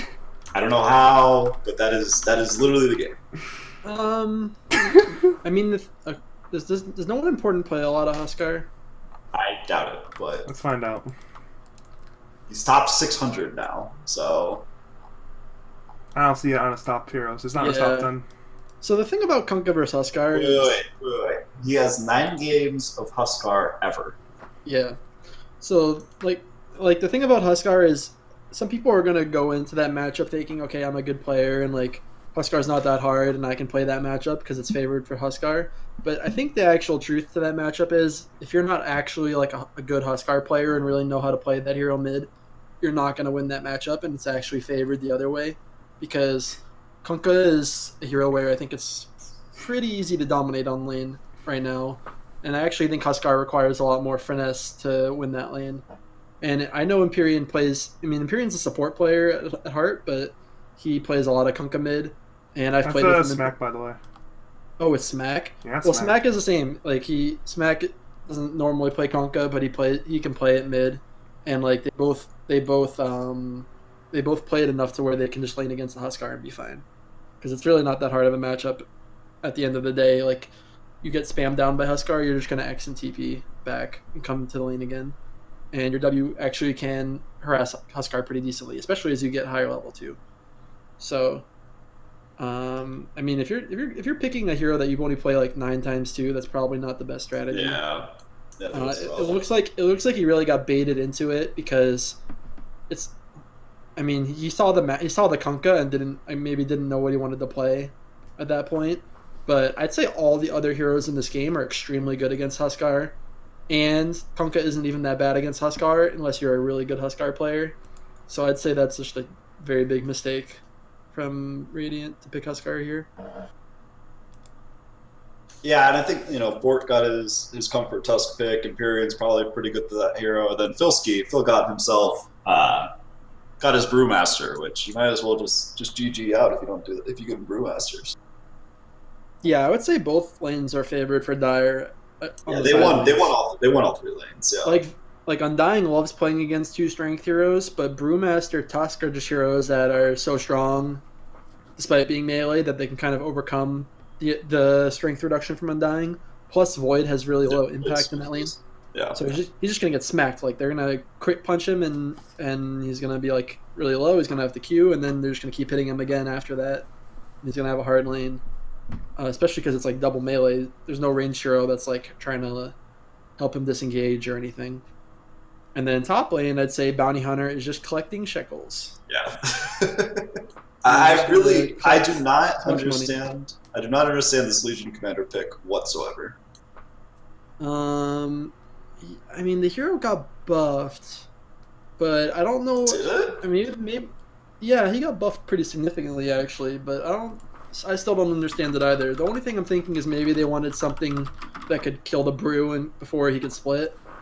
But they have Grave too, so that still confuses me. Like, the other thing is, LC can purge the Q, right? I'm not making that up. He can purge the Q from Dazzle. And He so can purge the Q from Dazzle. Yes. It's decent in lane. I'm sure Dazzle is still a preferred hero over fucking Legion. Yeah. Yeah, so I don't really like that pick either, to be honest. It's just I don't like that pick. I don't like it with Void. I don't like the rest of their team. I don't know. They went for this Oracle Huskar pick. Maybe they had that planned early, and then they saw the Conka, said, "We have Oracle. This is going to be great, guys. Don't worry about it. I know you've never played that hero, but on to game 2." That was fast. That's fair though. That's fair. Let's go. Let's do the game 2. Yeah, that was soft. I don't know what to talk I would about. just go with don't pick your best player a hero is not comfortable with. Just let him play what he's comfortable with. And wait, is that a mid CK? That is a mid CK. What? See, like this guy's like obviously a good laner. Like he went. I think Viper wins that matchup, but he went even. You know. Why is there a mid CK? I'd normally say Viper wins that matchup, but I do know that like CK mid is a thing, and I'm not exactly sure how it breaks down because you can W him and crit him and heal. Like you just keep spamming your crits to just keep healing, and then you can punch him sometimes. But in my like default mode, I would say that is a Viper favored lane. Yeah, I don't know. Anyway, yeah. It looks like another fairly quick game. Yeah, despite Dire winning both the side lanes and drawing mid. Huh. Interesting. It looks to me like, despite winning their lanes, there is a Tide Hunter and a Viper and the Lifestealer hero, and they just kind of can walk together with Ravage. And before you get BKBs, that spell is very powerful. Looks like those lanes didn't go that particularly in their favor either. I mean, if you look at the Dire net worth lead at minute 10, it's 1,300. So maybe it's like 400 gold in each lane. Yeah, I mean, Tide does not care about Eidolons at all. Tide, I think that is a Tide favored lane, as far as I know. At the end of the day, if it wasn't, he could still just go cut the wave too. So like he should win that lane. And then I'd say it's Dire favored on bottom lane, but if they go if Radiant goes even, they're definitely happy because Lifestealer is just gonna get his Midas timing and then eventually make that Radiance. Yeah, I will say I don't like the Wyvern Jakiro support duo again. No, I don't like it either. But I mean, obviously they won, so whatever. But yeah, he's Empyrean's their best player, and he's drafting himself the safe lane. So he's picking that with that in mind. He's going to pick his supports, either their best heroes or what he thinks they can play the best in order for him to like come out of the lane with.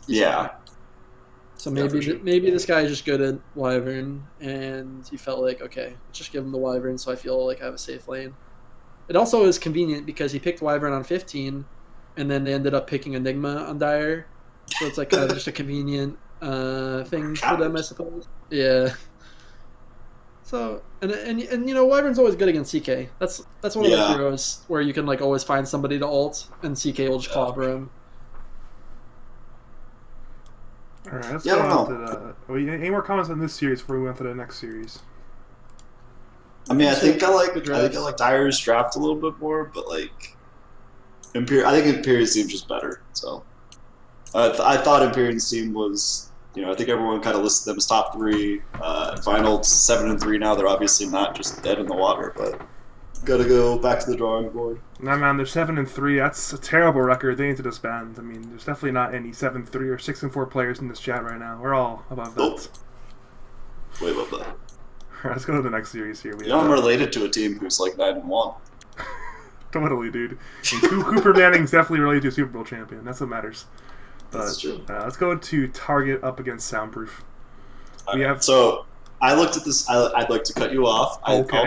I looked at this match because I was trying to figure out who he played. I was just like opening random Dota buffs. I Prohibit. I know you listen because you bought a 28-minute Midas when the game was about to end, and I appreciate that. Because we have been tracking how many Midases he's going to purchase, and he bought one at the very last minute. He's definitely under the amount of Midas predicted. I think the over-underline was 12.5 or 13.5 or something, so we're definitely way over that. Like, he's definitely not bought Midas enough times. He did have to play fucking Tinker, so that was like a free auto, not going to buy Midas on this hero, unfortunately, but... That team also could potentially not last the 16 games, so there's a chance. Nah, they're turning it around. They're up to 4-6. They're not disbanding today, I don't think. So, I don't know.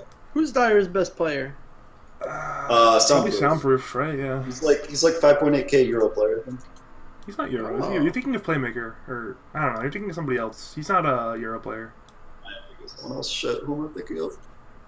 You're thinking of Sick Boy. Sick Boys. You're thinking of. I'm thinking of. Yeah, that's right. All right, Soundproof is like 5k flat, 5.2k or something. Looks like they went aggro tri-lane against an anti-mage, and he proceeded to thrive. 5-0. He stopped his farm, but it seems like at a certain point, well, eventually he'll get his items and he'll farm some more items. And later and later the game goes. I mean, Weaver, Monkey King, Dragon Knight aren't the ideal heroes to really just stop AM from existing, so. Seems unfortunate. We do see a Prohibit mid-Doom again, which is... It's Prohibit. He won, man. He won the matchup. Beat the Monkey King. Wait, what? I'm not even gonna... How does that even happen? That's gotta... I don't know. I'd like to point out that as soon as Target stopped playing fucking carry, his team started doing well. So... What a shocker that like was. your brother, dude. Did you and your brother just get together and flame Target together in your little like text chats or something? Oh, I mean, he should not be playing carry. Like that's the answer. What was that's the Bambino solution. playing? He was playing mid. Prohibit was playing off lane. Yeah, I mean that's just a case of where like if you put the 2 highest MMR people on the 1 and 2 cores, your team probably will just do better. I think. All right, Redondo, you ready to move to carry, man? No. Oh yeah, absolutely. I'm fucking ready to crush. Hey man, I mean I'm not doing that. LTH is like kind of. That's true. Like a jack of all trades, kind of player this season. That's always true for LTH. I'd like to say though, welcome back, Lad himself. It's nice to see you back. He played on my team 2 seasons ago when I disbanded. So I remember that team. That was a great team. We were his RD12 experience. Probably no. I think he played Flex and he like fucking hated it. It was like him and Lala time, and then like Lala time was just like by himself trying to do everything. He just liked to have fun playing it. So nice to see him back. Or maybe he hates me because he doesn't fucking play with me anymore. So.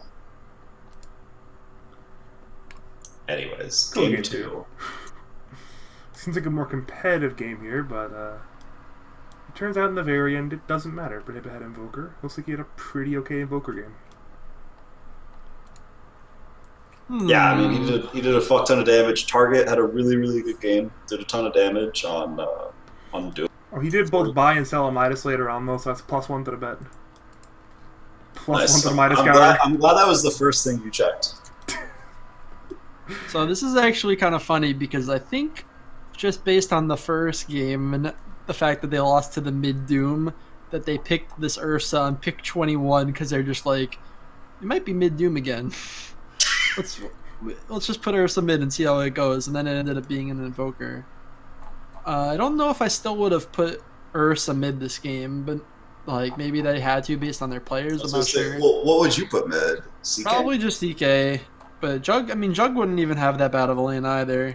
But like the Ursa, I feel like has the worst lane because it's not like he's the best CSer by any means. Like CK and Jug are both better, and I feel like you're not utilizing him to the fullest when you put him in a mid lane on a lane he can't even like hit.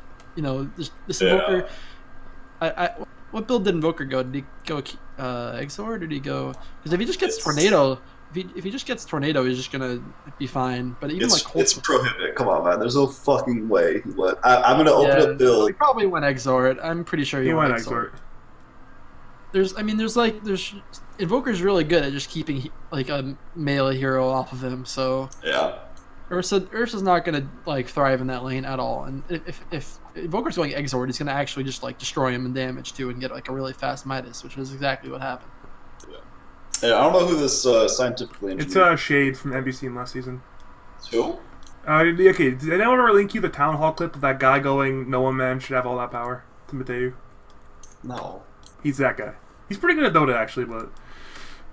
Is he like a free agent ad or something? That was some great context. That's the thing he's most known for. So like, he's a pretty good player. I think he was a stand-in and not a free agent ad. You have to ask the admins, I think. But I don't ask them anything. They wouldn't answer me in a timely manner. Hey man, the admins love you, man. I'm sure they do. There's definitely not more than one admin who doesn't like you. You're fine. I'd like to point out that we didn't have BRR after the Super Bowl fiasco. Is that correct? We didn't. You're right. I feel like I didn't go off about how fucking stupid that decision was. We had 2 different weeks off afterwards. Are you mad about a sports-related decision, Redondo? I am upset that the admin team forced EST Sunday to play during the Super Bowl, and then that caused like multiple forfeits. It caused like. Of course, you're triggered about the sports-related decision. 7 matches, dude. Like a third of the fucking America watches the Super Bowl. Like my team had to reschedule. Did you do that standings? We had one stand-in. Or no, we had one player missing. We had Mini Colt missing, but we just didn't play with him. We just played with our normal lads.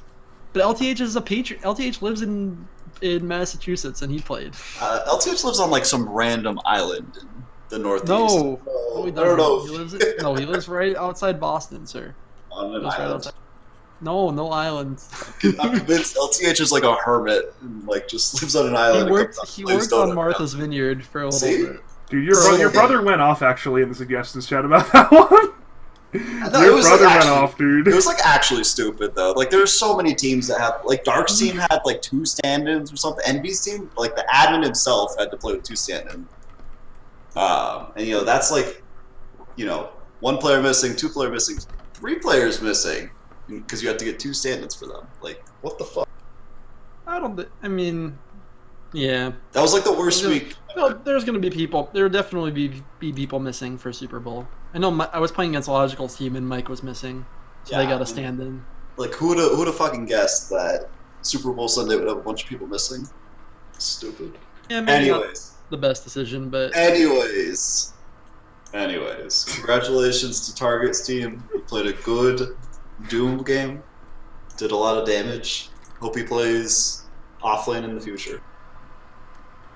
Alright, let's go on the next series here. We got SSD Sunshine Duck himself taking on the Meme Boys Lemon and Company. It's a 2-0. This was a 2-0. Shit. Yeah, I was shocked about this game. Alright, I need to change something real fast in my overlay. I messed up somewhere.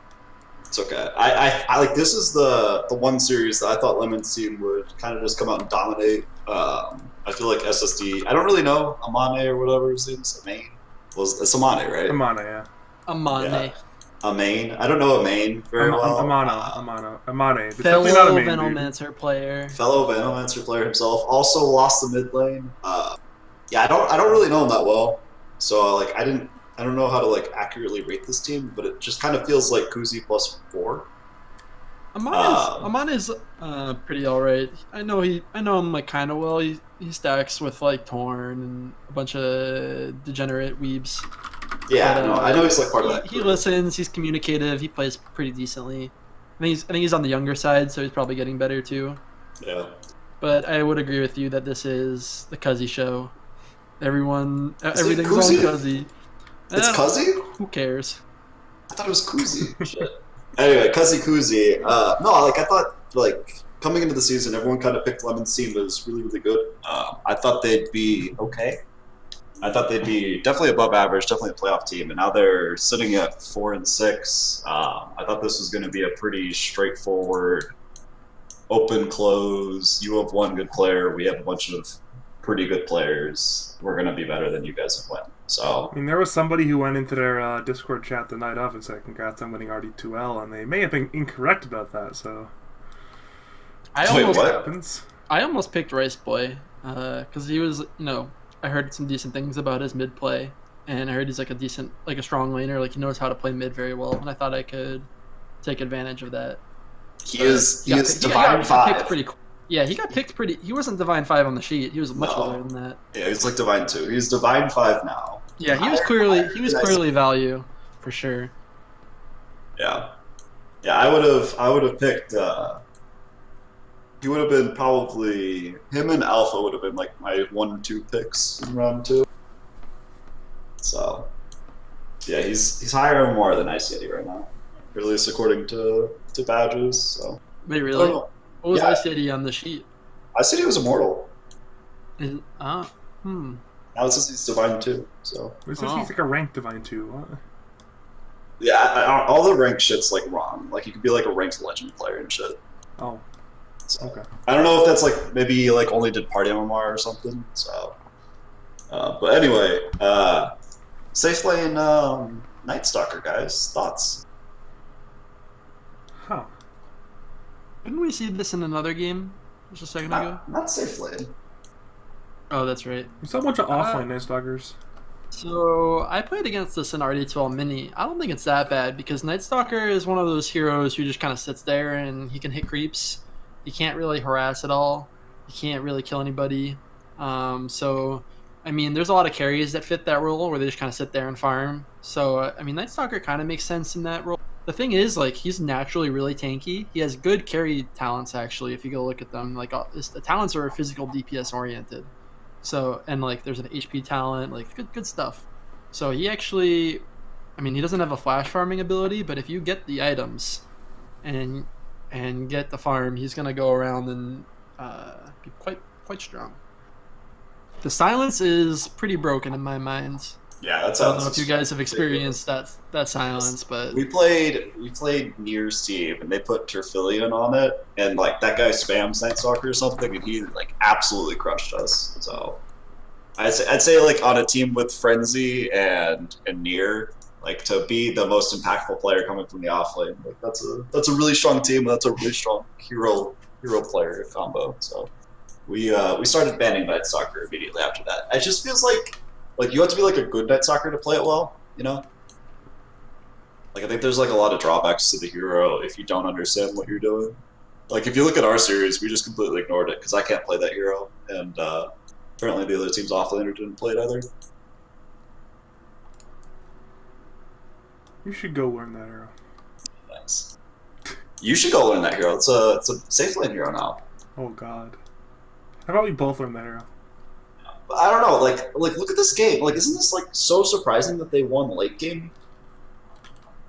Like they won in 47 minutes against fucking Chaos Knight, Leshrac, and Enigma.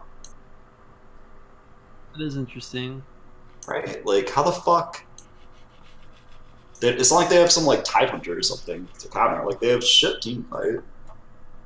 Like it's just Slaughter running in. So I don't know.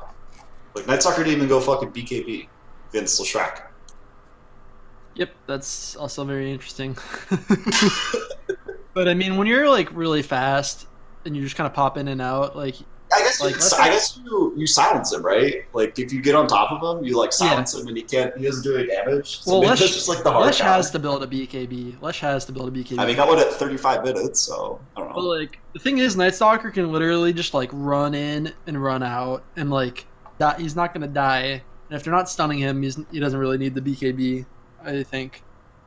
Like unless they can burst him under a stun, he's not gonna. Yeah, it's very hard to trouble. break. He went Satanic instead. That's like the rich man BKB. Yep. If you get SNY Satanic, that's like basically you're just immune to disables to some Yeah, extent. and he went Halberd, so Yeah, exactly. Yep, same thing. like 40%. 40% status resistance. Wait, is status resistance additive or multiplicative? Additive, I believe. I thought it was I don't additive. know. I don't actually like pay attention to those things. I just know that SNY Satanic is a really good item build. Yeah, absolutely. Lots of people go that build. Just don't take stuns. Yeah. All right, let's go to game 2 here. Interesting build from SSD here with Wand, Arcane Boots, Midas, but maybe that might just be the current patches. Buy a bunch of Midases. I mean, when you're Dazzle, you're always thinking about it because like the CD reduction, you're always like, oh, the Midas. But if you do get it, it's really good because then you can get like Glimmer or these other items that have cooldowns, and all of a sudden you become like the super Omega support with a lot of utility. Yeah, probably got like a double kill, and then they kill the tower, and then he's like, oh, I have 1,300 gold. I already have my arcane boots. I'm gonna get a Midas. This is a real one-sided game, my lord. Minute 10, it's a 5.8k lead for Radiant. Like, this is actually insane. Yeah, they lost every lane. I don't think PL is very strong right now. They do. I don't know. PL got a buff. It's like +6 damage on a Phantom Rush or something bad like that. It's great. Oh, cool. We're not picking it for you. Damn it. I PL love got PL, dude. PL got a buff, but they have a Kunkka. Yeah. And Kunkka won his lane against Odie. Odie is definitely a Kunkka counter pick. And it looks like Odie did not have a very good game. Like he had a really bad game. So I wonder what happened there. 14-minute Midas isn't the best. Doesn't look like he did as well as he would have liked. I mean, 14-minute Midas versus a 14-minute Armlet. It's pretty good for Kunkka. A little different. Yeah. Because he already has the more expensive boots. And that just means that he's going to go around and make plays, whereas Odie is going to have to wait a little bit longer. Why did Dire lane the way they did? Like, I'm looking at these heroes. This is like a really good Monkey King game, because like I don't know what you lane into MK this game. Because they lane Tide Clock, which seems awful, but like PL's also pretty awful lane against MK, so. Yeah, this looks like a really good Monkey King pick. I really don't like this support duo.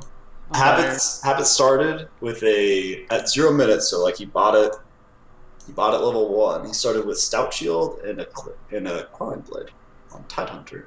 Yeah, I feel like if your plan is to go both Gush and Anchor and make it Kraken Shell only level 4, that can work. But like, he got Kraken Shell level 2. I don't know. I can see the logic some way, but not this way. It's wrong. Not with this skill build. This is bad, I think. Now, if I saw him with like a 1-0-2 skill build, I'd be like, that is some big brain play there. But just level 2 Kraken Shell with Stout Shield. It's a Monkey King. How's he gonna do anything? What the fuck? I usually buy Stout on Tide, but that's because I do go I don't get W usually. What the fuck? Until like level 3 or 4. I think you just send the Clockwork somewhere else and go cut the wave if you're 1v1 against Monkey King this time. Yeah, I don't think I would have laned it like this. Yeah. But I mean, the Stout is still okay in that situation. Like, I mean, they probably started with the Dazzle and lane though. I mean, the lane just probably went so well. The Dazzle is left. Let's go look at the where's the lanes tab here. Yeah, but like once Dazzle leaves, like you get fucked. You're Tidehunter against Monkey King, like no shit. But once the Dazzle leaves, you have to go pull or cut wave. Like that's what I did. I was against. Yeah, you should just be cutting all the time and dragging it into neutrals. Yeah, I was against a Monkey King and I just Shadow Shaman. And like I think I did okay. Did the Shaman chase you? The Shaman did chase me, but it was Guardian 1-star, so he was like 500 MMR, so it didn't go very well. I mean, so the way I see that bottom lane going is if Tidehunter is pulling and Dazzle's chasing him, Clock can kind of like. Well, that's where you need fucking Kraken Shell. Like that's why you don't get the stupid. No, I don't think so. Against the Dazzle. Well, okay, if you're gonna be by yourself, you get it for sure. But if you're just if like let's say you're like level 2, if you have E and Q, and the clock is still playing with you, then you could just kill the Dazzle probably with E and Q. I think that's the better play because clock level 2 or even clock level 1 with a gush should be enough probably to just kill the Dazzle or give him a really hard time. But if you're by yourself, then yes, definitely Kraken Shell because then you just want to get off the poison off of you, like ASAP. I would probably max W in that lane. Like I would be pulling, but I'd have 1 point in E and 2 in W, I think, or maybe like 3 points in W. I'm not sure. Yeah. Like 2 in E, something like that. You feel like 1-2-2. All right, is that any other comments on this series, or we good? Hats off to SSD for winning a matchup that I did not think they'd win. Mr. Clean played very well both games. We didn't really talk about him much, but he had a good game 1. Obviously, a good CK game 2. Oh yeah, Mr. Clean has been around in RD12 forever. He is a RD12 staple. He's always a solid performer. So props to him for sure. I do think maybe Rice Boy. I'd have to see the game, of course. I have no idea what happened, but maybe Rice Boy could have done better in the second game, especially because I think he's a very big focal point on this team. He needs to have a good game. I don't think his lane was too impossible against Takanka that he should have started 1-7 and had such a late Midas. I'd have to see the game though. So those are my final comments. All right, let's go to CC up against DNM. Ooh, 2-0. It's like it's one of those teams I've been fairly disappointed by, this DNM team. I figured they had DNM, who was arguably the best player in the division, and he has a bunch of friends around him who can support him, and it seems like it hasn't gone too hot so far. Playing carry this game, which is interesting because when I played him, he laned against me mid. DNM played mid. Mid troll. Oh, stupid weeb names are always confusing me. God. I don't know why I accept to change his name again, dude. As a longtime BRR writer, it's something you're used to is identify PPP writer. Whatever I wrote. You have to kind of deal with the constant name changes. So, pain in the ass. Yeah, I mean, when I played this team, DNM definitely felt like a good player, but it did not feel like him playing mid was like his comfort role. The first game I played him, I played Razor against his Timber, and he like missed a chain and died under tower, and like he played well, and he ended up winning the game. And he especially played the after the laning stage stuff well, but I don't think he's nearly as good as a mid player as he is a carry player. I've played his carry too, and his carry I think is much better. But that being said, he is playing a carry from the mid, which is a good strategy when you're trying to play mid as a carry player. He's playing the troll, which I think is like a good balance between actually being a good mid hero and being a carry hero. But for some reason, this team, I guess, wasn't able to put it together this game. I mean, if you look at his team, like they just don't do anything, right? Like you have a Warlock, you have a Doom, you have a Tree. Like, can those 3 heroes? They can kill one. Right? You like gotta doom someone and drop a rock. I'd say they're reliant on Chronosphere this game. Like what do the heroes do? I would phrase it. Yeah, you're right. They don't do really anything. They don't tree unless you have like a really good tree player who knows how to go around and kind of make stuff happen. He's not an aggressive hero by any means. I think this Pugna pick is really smart as soon as this troll got picked because I don't think it's like the best Pugna game against the Doom, but it definitely is extremely good against troll. You can just W him all the time. Like just being able to spam the Crepify on a physical damage carry is like so nice.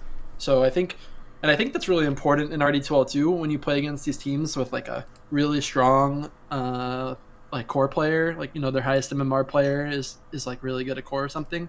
It's always good to counter pick him with something. And if you looked at DNM's scout or match history, he has played troll in the past. Like I know in RD12, I mean, like I looked when I was scouting for him, I knew he was a troll picker. Mm-hmm. So Pugna, as soon as you see that troll, you can probably just assume DNM's playing it, and then go for this Pugna pick. And I think that's actually a very smart way to address, like the best player. Yeah, I mean they even had Razor against troll and Void, which I think Razor is pretty good against both of those. So. Yep, I like felt like a pretty strong draft. Yeah, I totally agree. I think, and also the Centaur pick against Doom is really good too, because like you get Doom, then Centaur. Or you Rockton, Wow. They're like it's just I don't know.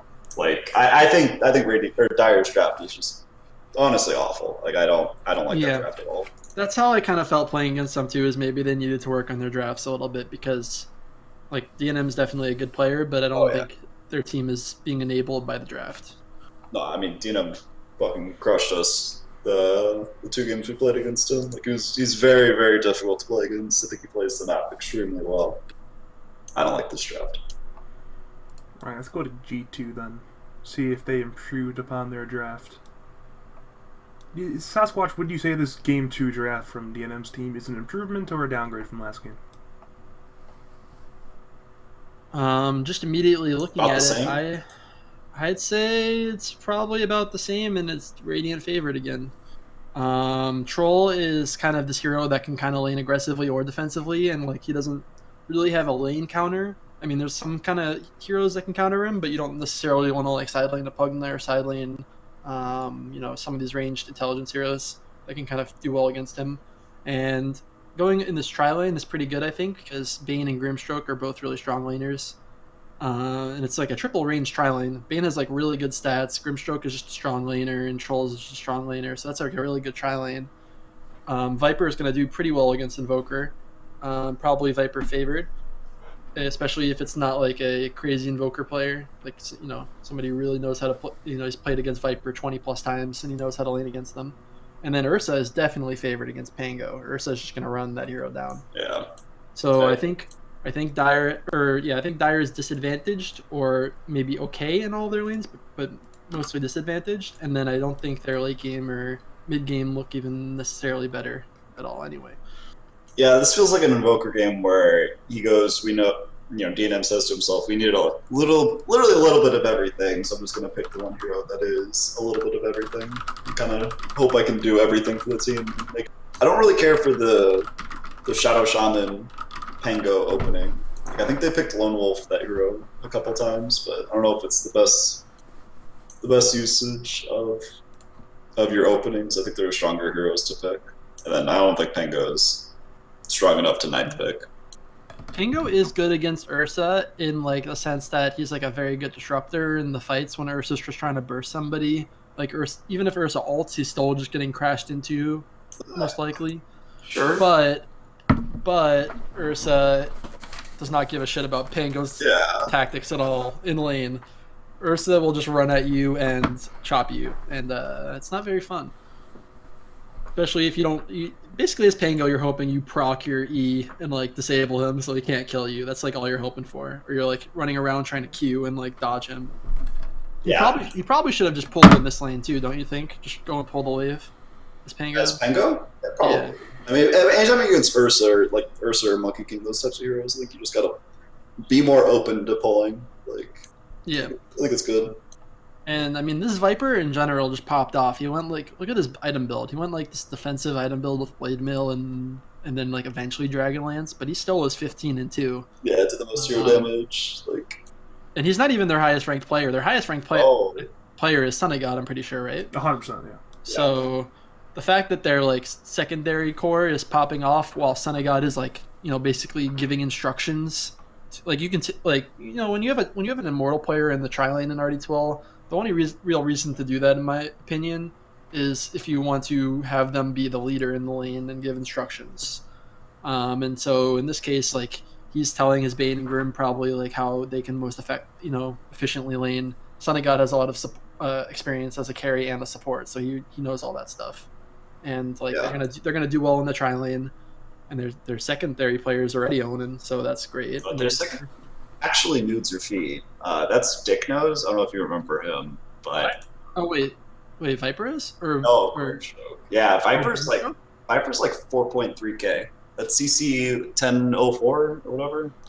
He's a fairly new player. I think it's his 3rd season now. Oh yeah, something like that. Oh yeah, it's impressive that he's. No, he's like a mid-only player. He's really good. He plays a lot of weird shit. His Zeus is like fucking excellent. He's really good at Zeus. He's really good at mid Weaver. And then I think he plays a good like Pugna and Viper, obviously. So he's someone who I would have picked 2 seasons ago. He was like really high on my list if I needed a mid player. So he's been really impressive since he's joined. Anytime you beat DNM in lane, it's a good thing, regardless of matchup. Regardless, even what your player skills is still a good thing. Yeah. But I do want to keep you around Sasquatch for one more series because I want to, of course, get that big brain Sasquatch analysis of my series, of course, because okay. you always have room to grow. We want to be good, and we're solidly mediocre right now. But I am going to bring in Mr. Nuttypizza. We're now being joined by Nuttypizza. How you doing tonight, sir? Hey, how are you? I'm doing great. Let's jump into this Mikkel versus McSnazzy series, though, and not keep Sasquatch here too much later. Last time I got to play Nuttypizza was when I was supposed to scrim Dark's team, and then Dark's team dodged the scrim because Dark didn't feel like playing, and then they went and queued into a pub, and they happened to just queue into us. Dark was so angry. That was season 13, correct? That was whatever team had Nier and Dark. I remember because that I was 13. remember laning against Nier. Season 13, yeah, that sounds about right. That was fun. I have the game open. All right, so if you look at the drafts here, what immediately comes to mind, especially looking at this Radiant draft here? Just looking at this Radiant draft, should I not look at the Dire one at all? Radiant draft more important. While you take a look at the draft, I would like to take a minute though. Sasquatch played probably the most impressive Rubik game I've ever had to play against. So anyone listening who's playing McSnazzy's team, I think you first phase. That was super fucking impressive. Nuttypizza identified it early, and I was skeptical. I think Mikkel was skeptical. They took it very early. He played it mid. It was really fucking impressive. So It wasn't even the fact that it's their best player's best hero. It's the fact that 3 other players on their team have this hero in their top 10, and they've played it in the support role as well. So to me, that screams obvious ban. Yeah, that sounds like a ban to me. yeah, we fucked up. That guy. That was. I think like 4 of my 5 deaths were directly because of the Rubik. I feel Did they pick it in other series too? Yes. Let me tell you, stolen Macropire Ags hurts too. Yeah. Stolen Macropire Ags was like insane. Oh, that does a lot of damage. Even if you Yeah. even if you like just go in it for like 1 second, it like lingers and does a ton of- Yeah. The power shots too we couldn't fucking high ground because he was just clearing waves. He takes power shot or he takes illusion orb from puck, and we were just like fucked. So we were. I mean, this game I'd say was pretty well in hand. It just took forever to close out. It just took forever to close out. Like they were very good at high grounding, and they played team fights very well. But I don't know if there was ever a time where we felt really, really pressured. You know, they took a T3, but we were a little out of position around the map and whatnot. Didn't feel too bad. So if you want my opinion on the draft, I would say that I think you guys probably got 2 favorable side lanes. I actually don't really know much about Puck Weaver. I think it's pretty. I think it's pretty shit. I don't think you played it very well. I think that should be Weaver favorite actually. Yeah. So there was a Crystal Maiden started bottom. So he was bottom for the first 2 or 3 levels, and then he went top because our top lane was going so well. So, like if you look, it was going. Oh, because you guys were doing well. yeah, because we were doing really well. So if you like look at the kill graph, there's a lot of Monkey King to start out the game. So he was not having a fun time. So I think he started yelling at his team, and it's like I need someone else here, or we need to swap lanes. This is horrific. So I would have probably just put Weaver in the tri lane. I don't know. I mean, the thing is, the Weaver probably should have had a better lane. Yeah. Regardless of where you lane. But that's also like an MMR matching thing. Like, who's the best players on Dire's team here? Sasquatch and Joshua. I think Joshua was their actual first pick on that team though, but I think that was a Fred thing. I don't know. I think if Weaver goes like sustain items, he probably can beat the Puck in that lane because like Puck can go bottle, but like Puck doesn't want to build anything else that's sustain oriented. I used to go soul ring.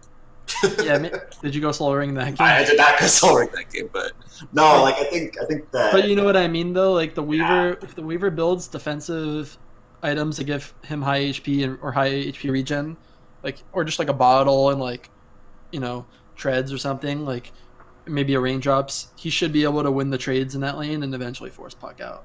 Yeah, he just to be perfectly honest, he just wasn't CSing very well. Like if you look at the build, he got like a 5-minute treads, and then he bought two wraith bands, and that was at like 8 and 10 minutes. Yeah, and he should be abusing CM more on you too. Like throw the bugs, throw the like W spam, use W spam to get like a CS and harass, like that kind of stuff is really important. But yeah, I couldn't figure out how to I just had to dodge all of his generated attacks, and like that felt really good. But other than that, the matchup didn't feel super strong. Like I'd much rather be Weaver. I think mid is Rubik disadvantaged, but like when Rubik gets 6 and gets power shot, obviously that changes kind of. He starts being able to just spam out the wave as much as he wants and start farming. And yeah, power shot is really good for Rubik. That is like a really nice. Why did you guys pick Wind Ranger again? That hero's not very good. Is it just because of the monkey? It's a Mikkel comfort, and it does a lot of. It's pretty kiteable. Good pick-off potential too. I will say it's really good against their 2 cores. I just think in general the hero is not their 2 cores. I'm sorry, but against the perceived cores of Monkey and Weaver, like you guys weren't sure about the Rubik at this point. Oh, and we also wanted another long range disable for the CM too. That was one of the reasons behind it. Oh, because of CM ult. Yeah, that makes sense. I think it's a decent pick. I just probably would never pick it because I don't think the hero's very good. But if it's comfort pick and Mikkel plays well, then obviously it's good. And then as the tri-lane goes, I would say that tri-lane is probably favored for you guys just because you have Undying CK. Those are like, I mean, if you have CK, you probably are going to win the lane, or you're like going to do well in the lane, and then you have an Undying with him. That just makes the lane too hard, I think, unless you like really finesse. You're playing like a really finesse lane, but Dire also doesn't have enough damage to kill any of your heroes. Like you pick 3 tanky tri-lane heroes, and they have like a CM, a Sven stun, and a Monkey King, and it's really hard to kill people without just dying in that situation. Their HP pools are much smaller than your guys's. So I'd say that lane should be favored for you guys, but both teams would end up being like low level as a result of that in that tri-lane. Yeah, which I think favors us because me as Puck, if I see a good opportunity to go top, I can go top and get a triple kill with everyone. Yeah, it's hard for Weaver to take over this game against your cores. Like it could have been a good Weaver game for sure, but even if let's say the Weaver does beat you really hard, that's still not a good Weaver game. There's a Windrunner and a CK who are like both really good, and the Puck is still really good. Yeah, so it's not a like even if Weaver pops off, it's not the biggest of deals. Yeah, we were if I was a better Puck player, like if I was more practiced on Puck, I think I would have dominated that game a lot harder. Hey, Redondo, is there perhaps a well-practiced Puck player on your team that could have played Puck that game? Yeah, my Puck's pretty good. Yeah, we don't want to put Mikkel on Puck with the thing though. So. And then maybe the only other thing I would say about your guys' draft is I don't really like. I mean, your tri-lane was definitely favored, but just as like a general thing, I don't really like Jakiro Undying dual support. If you have like 2 players who kind of like playing defensive styles and don't really want to rely on stuns or anything, then I guess it's good.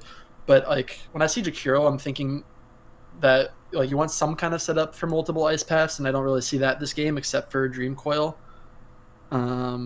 Or like a Lucky Shackle. The follow up to the Shackle shot. Yeah, if you get a Shackle, it could be good. But I just would have preferred maybe like a Witch Doctor. Like I think if just looking at the drafts right now on pick 16, I think Witch Doctor would have been really good, for example, or something with a little bit more reliable CC, not just the Ice Path. Yeah, this will kind of give you a little bit of look into how Nutty thinks, and I want Nutty to take this as ambiguously as possible. He wanted to pick it because he wanted to use his ultimate on the Monkey King when he was in the trees. Oh, that's not the worst. It's not. And I also said Liquid Fire's pretty cool. People but like, let me sell you on my friend Keeper of the Light, who also breaks trees. But then he also is like the most broken hero with Chaos Knight. Not to mention you could do double Undying Qs in lane, and that is a big play. Offers really insane control anyway too. All right, that one's going in the back pocket. Oh, God. I like the coddle. Let's go to game 2 here. I see why you invited me on the show, Badger. You told me to look at your game. But I'm not gonna. No comment. No comments. There's no way I would use my position as a content Badger's creator. 21-6. I see. I would never use my position as a content creator to abuse and get any Sasquatch coaching or anything. No way. That'd be abuse of my authority, dude. I mean, I was actually gonna put up my coaching thread, like, probably tomorrow, too. So there's gonna be some more coaching, I think, coming up for some teams. Sick. But tell me about this game, I guess. So we stole a lane and a play style from Nier's DNM? team. No, the Slaughter Revenge. Who ran Yeah, that was against DNM. Really? Okay. Yeah. Oh, yeah. That's right. Definitely putting it like that. Yeah. That's So how we I stole. think I lost. Actually, it was Slardar Lifestealer.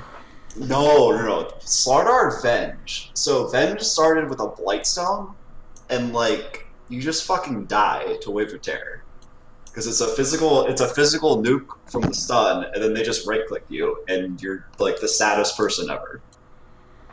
That does sound pretty sad, yeah. Like if you look at the Lifestealer, like he has 7.9. Oh wait, that's damage. Never mind. Like he had a 15-minute Midas, and that's because we left the lane forever, and he just like jungled at like. He came back. He caught up after you guys started making rotations. No, he caught up because he went to jungle, and like Did we you just let take him his jungle. tower? Yeah, I took his tower like super early, and like he had to get the tome at minute 10. Like it was just all kinds of bad. Like I actually don't know how to deal with that lane. Like we killed the Grimstroke over and over and over again. Like that guy ended without boots. Did he not sell his boots or something? I thought he had boots at one point.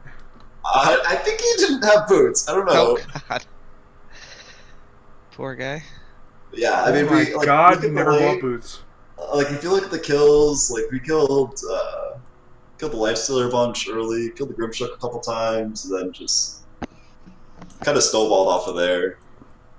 Yeah, it looks like you guys just have very snowbally lanes this game. Yeah, Badger gets giga triggered by Pango for some I reason. fucking hate Pango so much, dude. That hero Which is is really so weird. busted, dude. That hero is like conceptually, it's a fucking League of Legends hero, dude. It's like if you designed a hero for League of Legends, that's the hero you designed for League of Legends, dude. It pisses me off how like it's annoying. It dashes, it does damage, it slows you, it disarms you, it stuns you. Everything it does just pisses me off. It's got this RNG element too. I just hate Pango there. And that's like a real rant. Like he was actually upset last night because of Pango. And I was just like, okay, man. Like, I hate Pangolier, dude. I hate like, that hero with every fiber of me. Like kill Pango, and he'd just like scream at him. Like I'd be like, get the fuck out of my game, Pango! I get emotional sometimes. But yeah, no. I mean, this felt like a pretty strong game again. I mean, was your lane really that bad, Badger? It looks like you had a good time this No, game. like Pango like rolled kind of randomly a couple times. We took team fights after that because they like once Pango rolls, they have no team fight, and then like I become the strongest team fight hero as Sweater. So felt pretty good once we baited out a couple rolls because we had decent disengage, a bunch of both daggers and like Nuttypizza on bench. If I was Lifestealer, I probably would have rushed a Ring of Protection in that lane against you guys. I don't think it would have mattered, man. That was actually. Now, what else do you do though? You ask your Pango to kindly go top. I don't know. Well, I think the real answer I think is you always want to be able to consider going tri-lane when you are playing this dual lane meta and you have your safe lane in jeopardy. Like this game, like I think once they saw the players on the heroes, they could have figured out the lanes and realized that Lifestealer is gonna have a really hard time. I mean, Lifestealer doesn't really like laning against Slardar anyway, but it can be fine depending on the supports. But in this game, a Grimstroke is not gonna protect you against Slardar, Venge, who have like really good stats and like very good level 1 abilities. So Lifestealer just falls apart, and probably the only way to save him is to try to tri-lane it or swap the lanes. But Lifestealer has no home this game. Like, if he went bottom, he would have just been equally as sad, perhaps. Yeah, I mean, because like Venge offers -5 armor at level 1 with a Blightstone. Like, it's insane. So we spent a lot of time on our first pick too, because we had first pick and we had the Lich, and we really wanted to take the Lifestealer. But I'm like, if we take the Lifestealer here, they're just gonna grab the Ursa. That's what I was saying. So, it's like we could just wait for the core pick until 10, and it worked out for us. Big brain badger. Yeah, so that was actually, I'm really happy how our first set of picks in the draft came together, and I also really took some convincing to get Redondo on the Slardar trade, but I like that hero a lot against Lifestealer. Yes, I would agree. It's pretty good against Lifestealer, but as long as you get the lane right. I mean, if they somehow trick you on the lanes or something, that could be a problem. But I'm totally on the Lifestealer train because I think that hero's broken, and I literally told my team after losing to DNM the first game that we will never play against Lifestealer again because they're like that's like the best RD2 all hero. He's like really hard to pressure. He's tanky. He buys radiance and like just such an annoying hero to deal with, and not many counters because you can go magic immune. So I told my team we're not playing against it again. But that being said, if you can play a good player against a Lifestealer, like somebody who can actually play his lane well, like a good 3-position player, and they you have the right counter picks available, then you can stop it pretty effectively.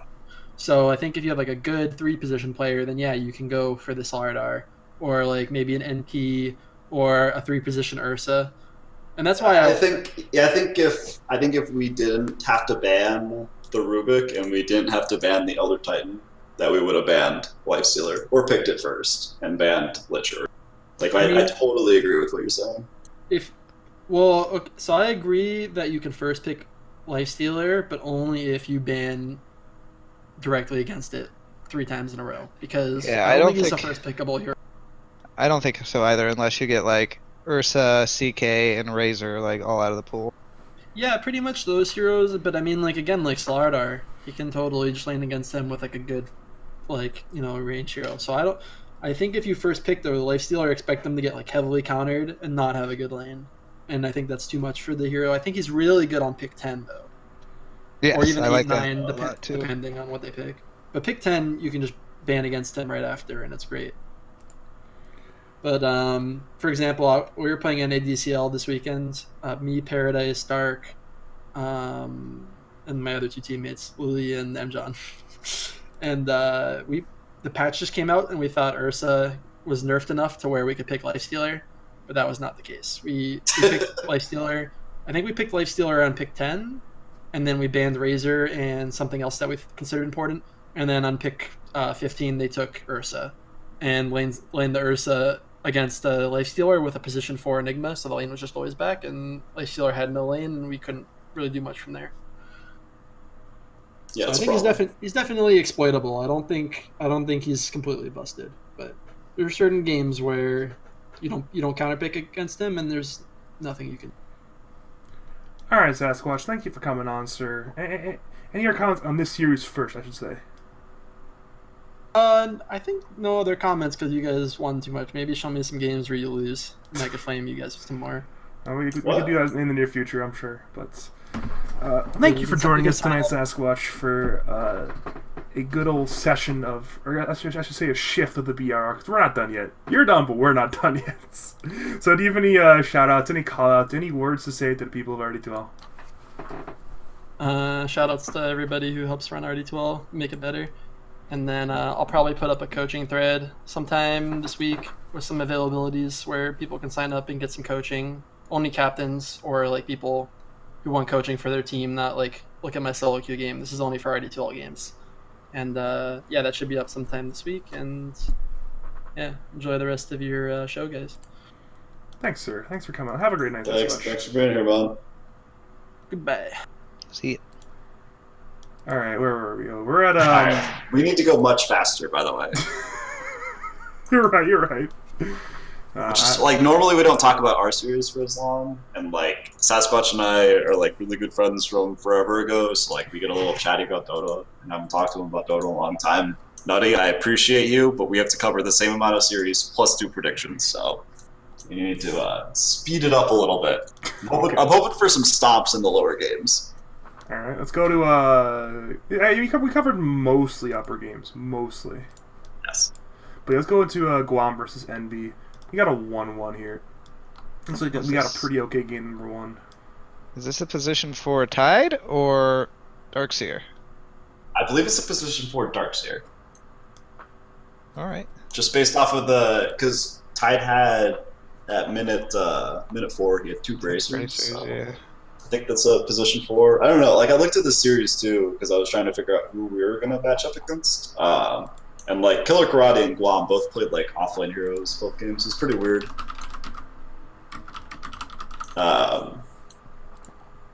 Yeah, I don't know. Like McFat Sauce had a really good game on Doom. Who's Rowdy Raug? Who the fuck? Got a Hank Hill icon, so. Like I hate. I know I said like you got to be used to people changing their names, but like it sucks. Does the word Donnie Fister come to mind? No, but that's it. So great. I recognize the name Donnie Fister. Yeah. So. Yeah, I mean, no, he had a really standout performance on Dazzle, which is really impressive. 14k healing, 16k hero damage, went 9-4 and 21. Looks like Envy had a really good lane top. I think 10 minutes is decently early for a Midas on a CK. Yeah, for sure. I mean, he also had like a wand and stuff, so it's not like he was going only that. Kind of looked like that Guam's team had the Quap going for him, and that's about it.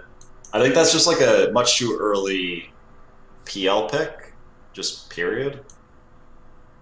Like they took it 16 into Dazzle, Rubik, and CK, and like you could very easily flex the CK into a 3-roll. In this meta, they ended up going for Doom, which obviously is very good against Phantom Lancer, but I don't know. Just kind of felt like a weird draft from Radiant. Like I don't like the PL pick where it was. I don't like the Darkseer at all. Like, I guess you have like Darkseer Wyvern, but that just that feels shitty. real weird. Yeah, that feels real bad. And then like Tidehunter. So much team fight. How do you, the Wombo combo is? That's like too much team fight though. You know, like they don't like who on this team is gonna follow around the Quap and make a kill happen. I will wait. Oh, you're right. They actually have nothing to follow that up with, so. Right, like Quap goes and tries to like kill someone. Like let's say Ravage is on cooldown and like this Leshrac is pushing top and he's like way by himself and we're like, okay, let's go kill the Leshrac who's way out of position. Like, how the fuck do you do that? I guess Surge in your Tide, use Gush, Blink and Clean, use all the spells. I don't know. Dude. Yeah, go anytime, Chad Tide build. Anytime you answer with you Surge in your Tidehunter. Yeah, specifically Surge in your Tidehunter to use Gush. Yeah, that's the team fight started. Anyway, game 2. I don't want to talk about this. I think that was a shit draft. If you guys disagree, we can talk about it. But. Alright, we're gonna have some messages in Redondo's inbox. Why do you think my draft is shit? From like Guam, Killer Karate. Everyone's gonna be in the I will happily explain why 4th position Darkseer sucks. It's Karate's like that goes back to the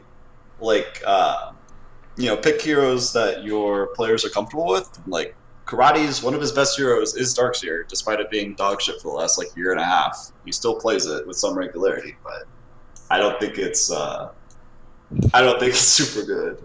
This game, they have a real 4th. I don't know. This game they have a real 4th position hero, and they won really hard. I'm sure it's not because they had Dirge. I'm sure it's because the rest of the team, dominated. But I picked Underlord. They're gonna win for sure. They have Underlord. They have some nice, steady offlane play coming through. The Crystal Maiden can actually go and kill somebody with ultimate plus like the Ember Spirit or something. The Jug can set a tempo. Like, this is great. Dude, Underlord CM feels so good to play together too. Nuttypizza Battle Cup stack classic combination. I will not be playing fucking Underlord, so I'm sorry to ruin your dreams. But I want to play CM too. This is so perfect. We'll have to find something else to play. I'm sure it's doable, dude. I'm sure I'll play Underlord. Fuck it. If you don't want to do it. If you are refusing to play Underlord, I am an Underlord gamer. 1-0 in RD2 on Underlord, by the way. So. Oh, I don't want to talk to you. Oh, anyway, so MX Squire drew middle as Ember Spirit against Versa, which I think is pretty indicative of.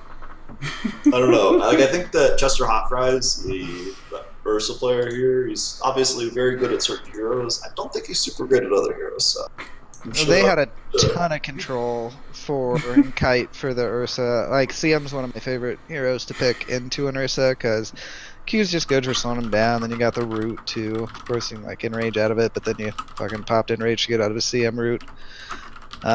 Pit feels shitty to fight into as an Ursa. Chains on the Ember, good. I think it's pretty.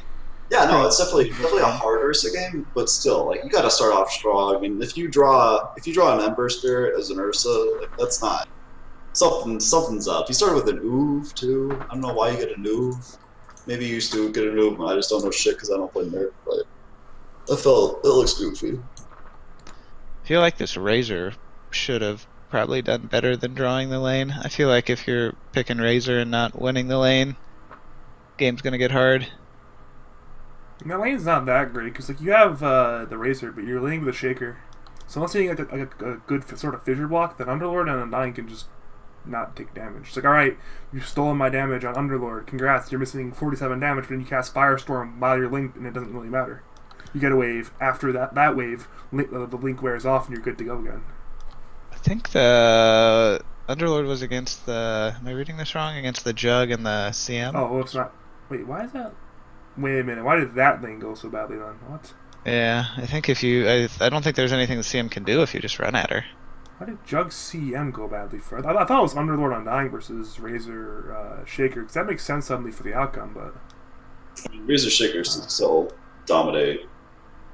Jug Crystal Maiden lane. That should be a really good lane suddenly, yeah. No. This is where, like, Warcraft is a 4-player normally. He's swapped to 3. Or no. Like, Fat Sauce swapped to 3. He used to be a 4, I think is the way it went. And they roll swapped either this week or a couple weeks ago, I think.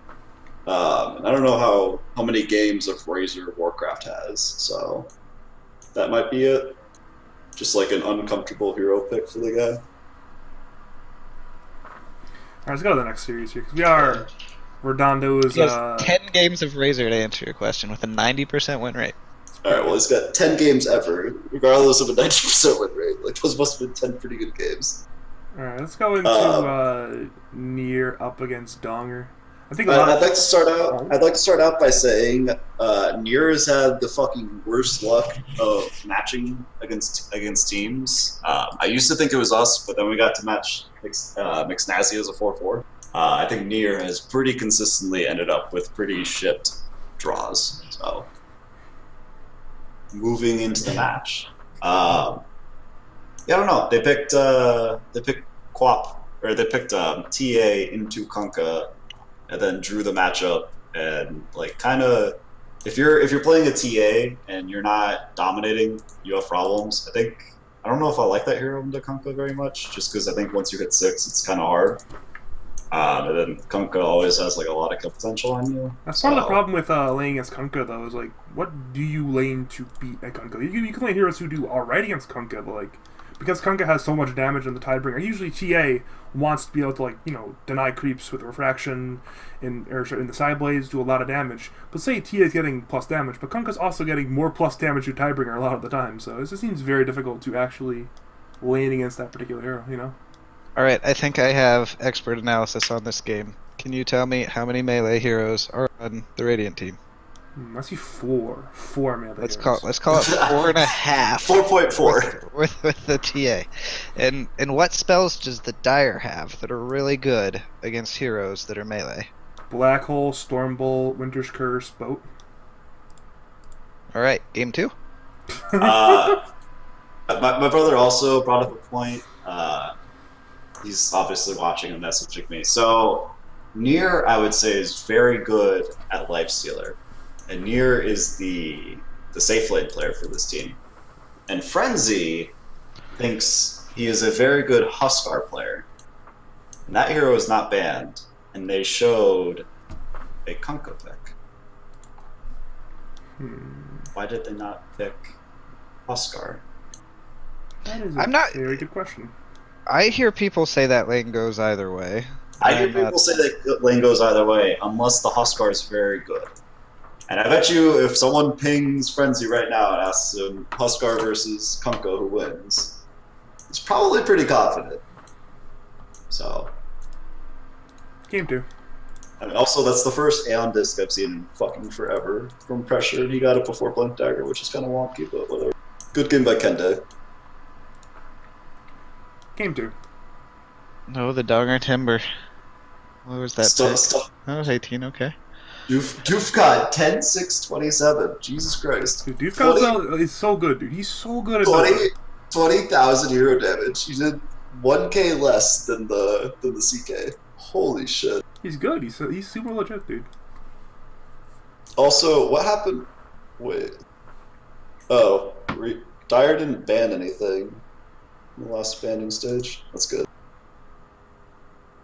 I like it. Mind games. Something like that, yeah. I don't know. This looks like they lost every fucking lane, so maybe they weren't super confident drafting. So I'm looking at the heroes Gibby played, and I won't leak like scrims, but we played against them. We scrimmed them last week, and he played a different hero that had massive impact in that game. And it looks like, and that game was super fucking miserable for us. And he played two heroes that can create a similar kind of chaos, but it didn't seem like it went nearly as well. The Turf Night Stalker as well. Yeah, I'm surprised. I mean, Turf Night Stalker had a 7-minute Midas, which is like, what the fuck? But ended up losing. I don't know. It's a really strong Timber pick. Right? They had Jakiro and Night Stalker. Actually, is Timber just shit against Night Stalker? I mean, if the Night Stalker, I guess, gets on top of him. Isn't that hard to be away from him? Like, I don't know. No idea. Anyway, no, it looks like a super good Timber game.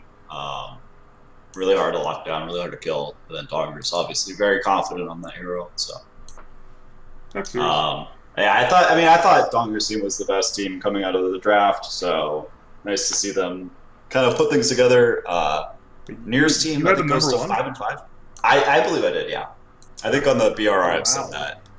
Yeah, I know. What the fuck, Dogger? Come on, man. Yeah, they're 5-5, I believe. Maybe I said like top 3 or something, and like didn't name anyone. I said like them, Empyrean, and Paradise were top 3. But yeah, I thought Donger's team was like right up there with them. So such is life. Nice to see them come back. Nearest team, I don't think they panic. Obviously, still a very strong tricolor. Gibby impressed me in the scrims that he's played. I think they need to shore up the drafts a little bit, but don't get fucked in the RNG for the matchups, and then they'll be fine. All right, let's go into GF Can't Be Tamed Pest and his very fun adventure into the disaster snack of Wizard of Chaos. So there's a funny anecdote to start off the series. So game 1 starts. Devilisk hasn't been playing Dota in literally forever. He pauses the game to ask, "What button is my shot button?" So that doesn't surprise me. That's part of the context on game 1. I don't think that was probably a pretty good start. But we once again see the 5th week in a row that Jeff Can't Be Tamed Pest and Bird. They won for the 5th week in a row. And it looks like they had 4 of the Thrills play jungle Ursa. Oh, Ursa, yeah. Like an actual hard jungle Ursa, which is kind of weird, but... What the fuck? What happened? What? There's got to be more to this that we just can't see from. It's a 4-position Ursa, man. Like where else do you put the Ursa? You cores, yeah. You actually have other cores in the lanes, buying core items in the other lanes. Maybe they misclicked it or something. I don't know. He didn't even buy a blink. What is this game, actually? I'd like to point out, they ran a 4-position Ursa who jungled and rushed to phase Vlads, and they fucking crushed this game. Like, I don't get how you have Ursa in the lineup against a Tidehunter, and you're like, you know where we need the Ursa? Jungling. I'm lost, but I mean, sometimes you just win Dota games like this. I don't know, man. I thought these two teams were like bottom 5 teams in the division, so like I think it's pretty funny that they match up at like 4-4 and they go 5-5. Jeff's team is not that bad. I'm not sold on Wizards team. But Jeff's team is not that bad. I am just super jealous of Jeff's team because they get to enjoy essentially no bans against them since they've got 3 guaranteed bans. The season I had Subject and Boog, it was fantastic because I always had Earth Spirit and Pangos banned out first, so I only had to ever worry about 1 ban. And drafting super nice. Yeah, I'm waiting for one team to just let everything go through. If we scrim them, we should let everything go through and see how it goes. When people did that to us, I had Subject and Boog, we'd pick the heroes. Did you win? I think most of the time. Probably most of the time. Yeah, I don't know. But it's almost like a wasted scrim at that point. It seems super weird. And they have the Brood spammer. I think it's Ahoye right now. I don't remember his name before. Wait. He has a Brood spammer? No fucking way they have a... Yeah, he's like a Brood spammer. A Brood spammer. Why did they pick a 3rd hero spammer? I don't get it. Because then you can't ban off. You don't got 4 bans in the first round. Too bad Brood's just a shit hero right now. Brood's awful. But like, I don't know. They've played it once before? Twice? No, they beat Empyrean with it, right? Or that might have been the game they lost. They played it against Empyrean and it did not go well because that hero's dog shit. So. Almost 200 games at a 70% win rate. How many games on other servers? Either way, let's go game 2. US, Let's go game 95 2. on other. Let's keep it moving. Like, I mean, game 2 is also a stop. Like, I don't know what the fuck to talk about. Like, Bolins, whatever. Dominated. Bolins had a very good game. Bolins owned. Wizard of Chaos owned. Style had a good game. You see completely different roles for all their players. He moved Bird played mid. He went phase boots on Hawk. That's actually what is that? Why they moved their offlane player to mid, their mid player to safe lane, their safe lane player to offlane, their jungler to support, and they have a different other support. What the literal hell is going on here? Alright, I'm gonna take a shot in the dark and assume that Jeff can't be tamed past the Venge spammer is not very good on finesse heroes like Puck, and Bird, the Phoenix spammer, is good on finesse heroes like Puck. This game would say otherwise. Next series. Oh wait. Jeff can't be tamed past purchased a Vladimir's offering on Slark as his first item. Oof. Huh. I just want to enjoy these things. You gotta enjoy the little things sometimes. That's next game, next series. Yeah, shot with Bolins, dominated. Good job. Probably the two biggest surprises of the season for me thus far. That and then one team later on, two teams later on, the other direction that I'm surprised are doing so poorly. Alright, let's go into a series where I legitimately don't know where the other game is, by the way. It's Bear up against Sick Boy. I think they played 2 games. I don't know where it is. I'm not going to find it. Oh, J-Bay Batrider. Nice. Is this one of those teams you're surprised is bad? Is the Bear team, Redondo? I mean, kind of. Like, they had Torn stand in for Humble Korean, which I guess is fair? I don't know. He just asked Peyton about it. I was playing the Apex with him earlier. He said it was. I said the same thing. He said apparently the MMR match worked. Yeah, I mean that's probably fair. Like, cause Humble Korean's really good. It's just like from a personality standpoint, like it's just such a boost to get someone who isn't at odds with everyone else on your team. So. All right, we found the other match. By the way, we've located it. Yeah, I had it before. Oh. I'm not crazy about their Void pick here, because they didn't have a ton of damage to throw into the Chrono, but I guess it was good for the catch, and it's good against Slark, it's good against Oracle. I think Oracle's a good Chrono target. Oracle is very good against Void, I'd say. I'd say the exact opposite of what you just said.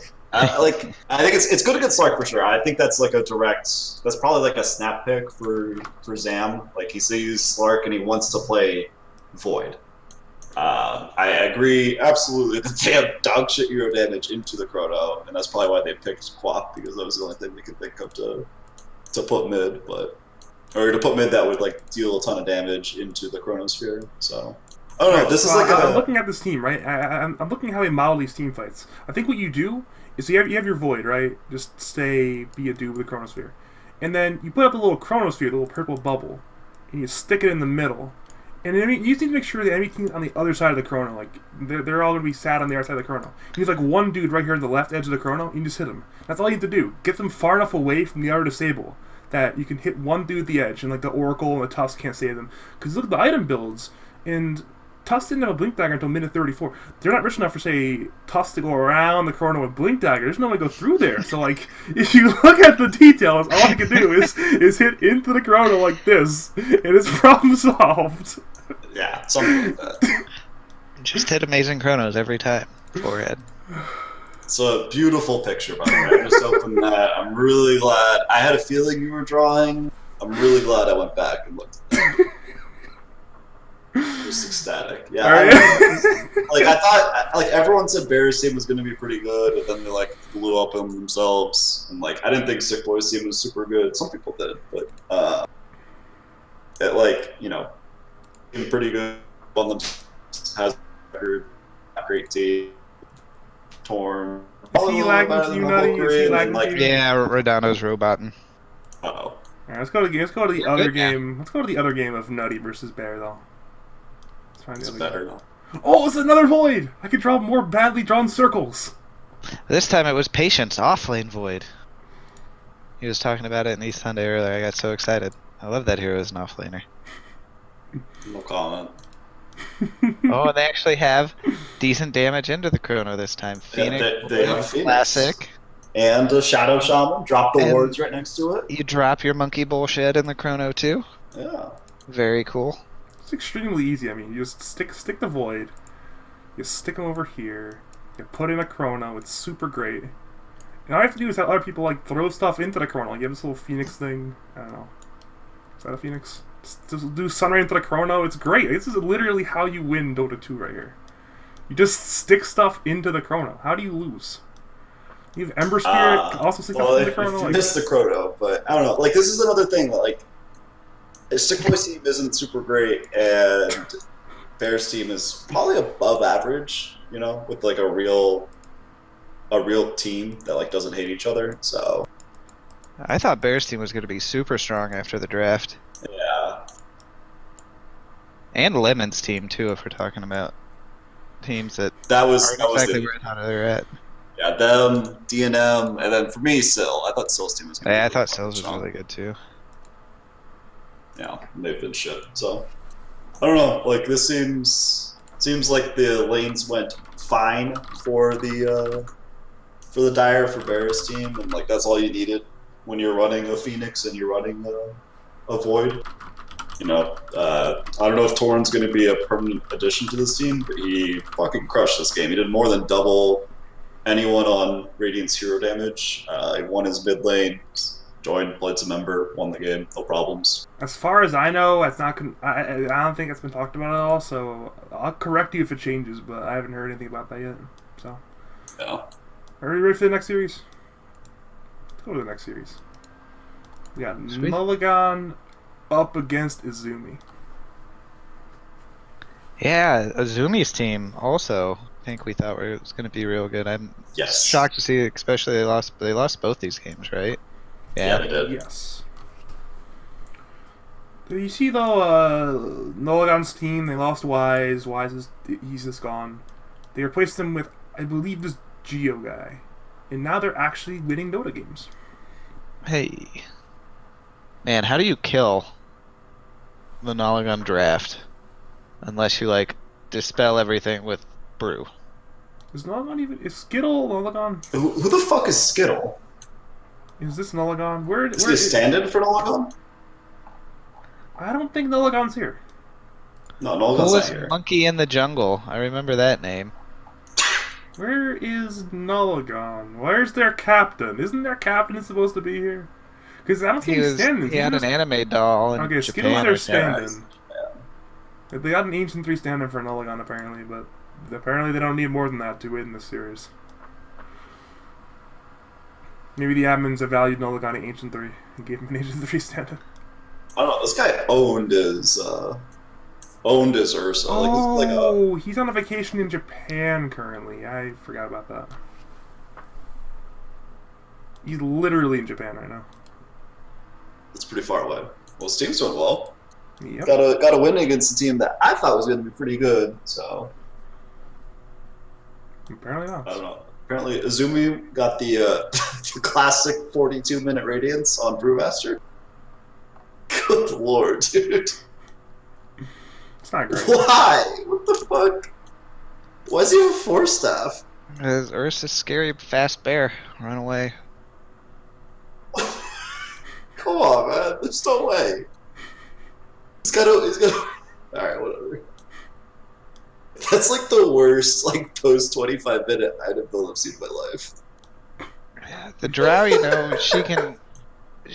Her armor piercing stuff, you know, I can understand that that's good against the DK and the Timber, but I don't think you're going to be able to kill either of them fast enough before there's a fucking bear on your ass. Wait a minute, Redondo, I figured it out. See, look at Radiance. See, it gives 17% evasion, effectively. It makes the enemy team miss 17% of their attacks. It's like 17% evasion. On the entire team. So that's even better. That's 85% evasion. But more than that, Drow has an agonist of it, right? That doubles her damage output. So you're basically getting 170% evasion from one item. Like, how do you possibly beat that? Drow has a evasion talent already built in. Like, they're gonna build a fucking MKB. Wait, never mind. They're on the same team. My bad. They're on the same team. My bad. Why didn't they OD instead of Drow? I think OD would have been way more effective. Pretty low intelligence heroes. Still shreds through a DK or a Timber. The real question is, why didn't they pick Ember Spirit? Because they have the Ember Spirit player who literally only plays Ember Spirit and has like the best KDA I've seen in my life on that amount of games. And they knew it was DK mid, and they didn't pick it. I mean, I guess they could have flexed it into Ursa mid, but then you have like a side lane DK and you're just fucking depressed. Oh wow, that's a very impressive KDA and win rate. No, like he's insane. He's got 1,600 games of Ember Spirit with a 6.33 KDA, like a 66% winner. Like that guy's fucking insane at Ember, and I don't think they picked it for him once. Maybe one series, maybe the series they won. So for you to like little notes to improve on, pick Ember Spirit would be the like number one thing at the top. I don't know. I think you pick Ember here. Like it's bad against Ursa, but like whatever, man. Like that guy's give him his best player, his best hero. Right, going to his hero tab in Dota Buff is so sad because he has several heroes with like 100 or like 60 plus games on, and that bar is just so tiny, dwarfed by 1,600 games on it. Alright, let's go over to the next game. Game 2 over here. Nulligan. Holy shit, that's a slaughter. The Nulliganless team slaughter. Coco, what the fuck? 9-2-14 Oracle. Isn't this guy like... Yeah, wasn't he like their 5th round pick? Yes. This guy's 2.4k. This guy went off, so... That's pretty good. Probably, yeah. Very good game. I will say I do not like Oracle AA on top of Sniper and Troll. Like, they have literally no team fight. I don't know, like... They just kind of won their side lanes and just snowballed from there because they had Sniper. And like, you know, good luck, everyone else. All right, game's done. Go next. I don't know. Like, I think that I'm really surprised that Azumi's team got crushed in this matchup. Like, I thought this was going to be pretty open, close. Nulligan team wins. You know, maybe with a more traditional carry. Their team's doing a lot better. I don't think their drafts are super strong in this game, but you know, Lucas played some Sniper. Lucas played some DK, some boring, very easy games. Skittle played really well. With the new Naga, does her Riptide only trigger if the attack lands? Because if not, Troll seems like a pretty good...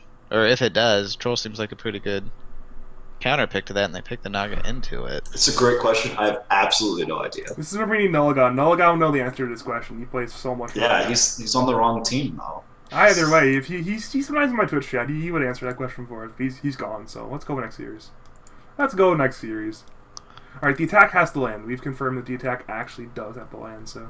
Okay. Yeah. Sounds like a shit game. Dude. Okay, so I'm looking at this next series, and I see Zelfer. And Zelfer just keeps finding himself in these standing games for ESC Sunday.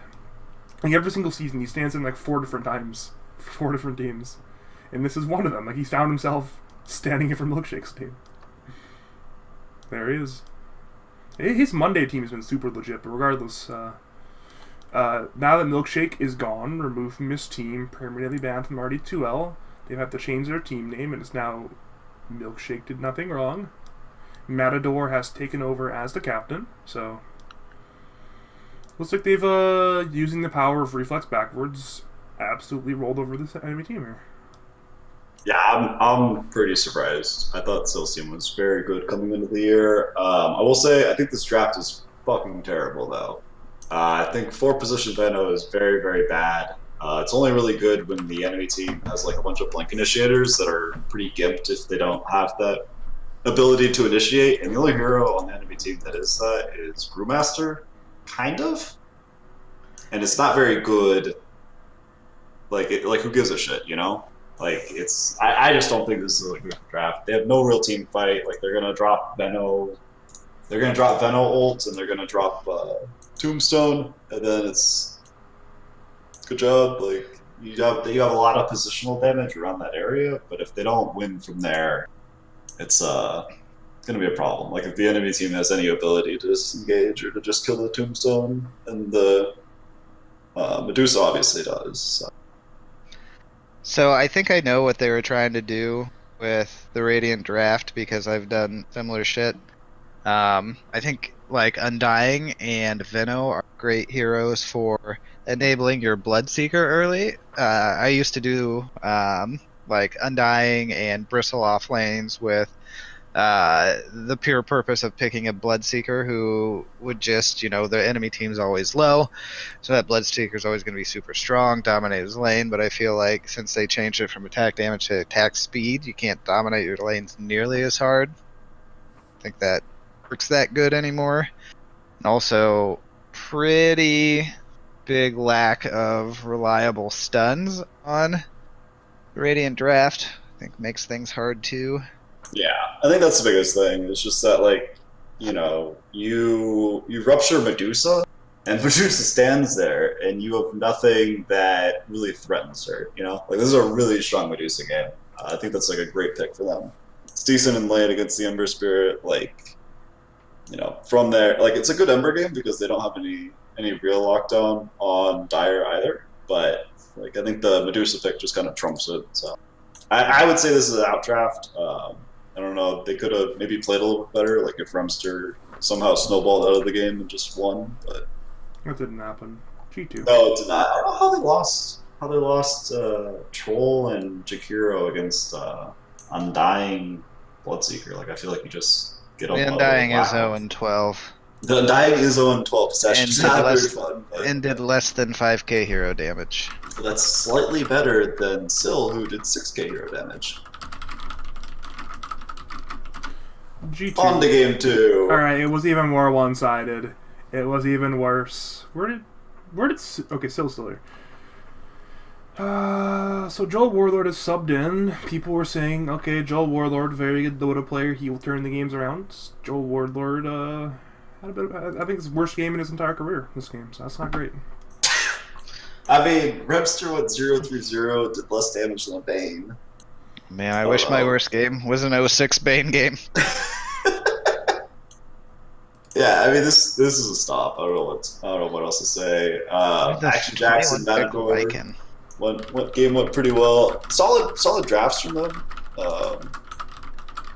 It's obviously a good Lycan game. Jesus, like the only lockdown they have is really the Bane and like whatever the Sven can do. But I don't know. Looks like a really strong Lycan pick. Like that a lot. I don't think the Timber's the Lycan counter there either, but they did have 3 strength heroes. I mean, Timber went Midas. What? Yeah. Did he get the attack damage? Oh, he didn't even get to the attack damage talent level. I don't know. It's a. I think this is a pretty one-sided game. I tuned into this game a little bit, and like I just saw Dyer dying at the top T1 over and over again. It's just like I don't know what's happening. There's another loss on a bounty hunter here too. There were a bunch of wins. It was just on core bounty. No, I think Imperium played it, LTH played it, someone else played it. Is it Silu that played it? Yeah, it was Silu that played it. He played a middle lane. I don't know. Oh yeah, that's right. I think. Yeah, I don't know. Like I think that. I don't know, this just seems like a shitty draft. Like the Sven went SNY instead of Blink Dagger or over Blink Dagger. Like that just seems kind of. Oh wait, it was Carry Sven. Yeah, I don't think. Well, Carry Sven did the least hero damage on your team. Like that's a fucking problem. That is a big problem. Or like the direction Matador was going with his Tide. I see that Chrysalis. No, it was kind of next. You also got the early medallion. I don't know. They won the lanes. Won the lane. Won early medallion. Probably just walked down some towers with the Lycan. Fuck ton of tower damage. I don't know. All right, go next. Oh my god, almost 14k tower damage in a 25 minute game. Zelferdota.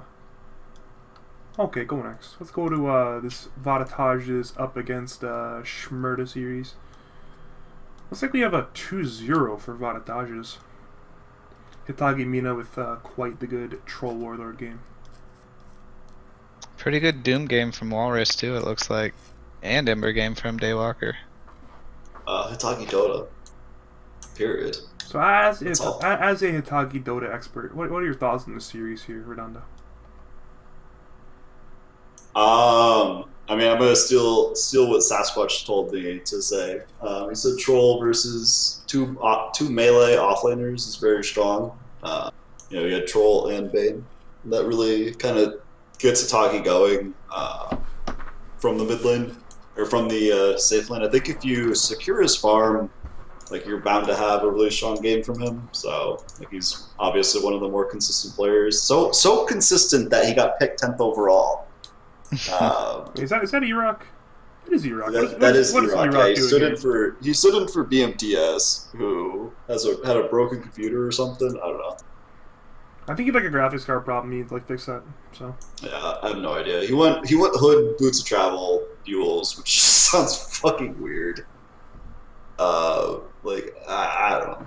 Yeah, Hood's weird. The Racer game Mikkel played, I think he went first out of Mules too. Yeah, but Speedy boy. Hood, Travels, duels. I don't know. I think it's pretty shit. But I guess against the Ember it makes a little bit more sense. I still think it's shit. You just duels yourself when he goes on you. If he like chains you or if he jumps on you. I like the Grimstroke pick too. Picked it and then picked heroes that really benefit from the ult. I see a lot of Grimstroke picks that they don't pick a lot of good single target spells with. Yeah, there's one earlier that was like literally like Crystal Maiden was the only single target spell that they had. It was just like, what is happening? This hero is only better than average because when you pick good single target spells with it. Yeah, Double Doom is just like an instant one team fight. So. All right. Yeah, I mean, it just looks like the mid lane went poorly for the Ember Spirit, but like they picked that 18, they knew that was going to happen, and then their side lanes went really, really well.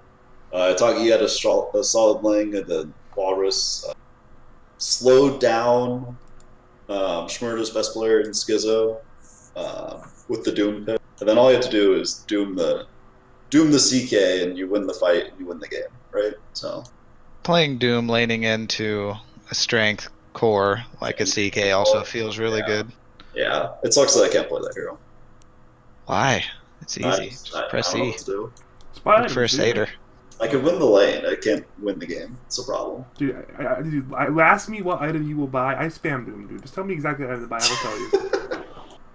All right, go game 2. Go game 2.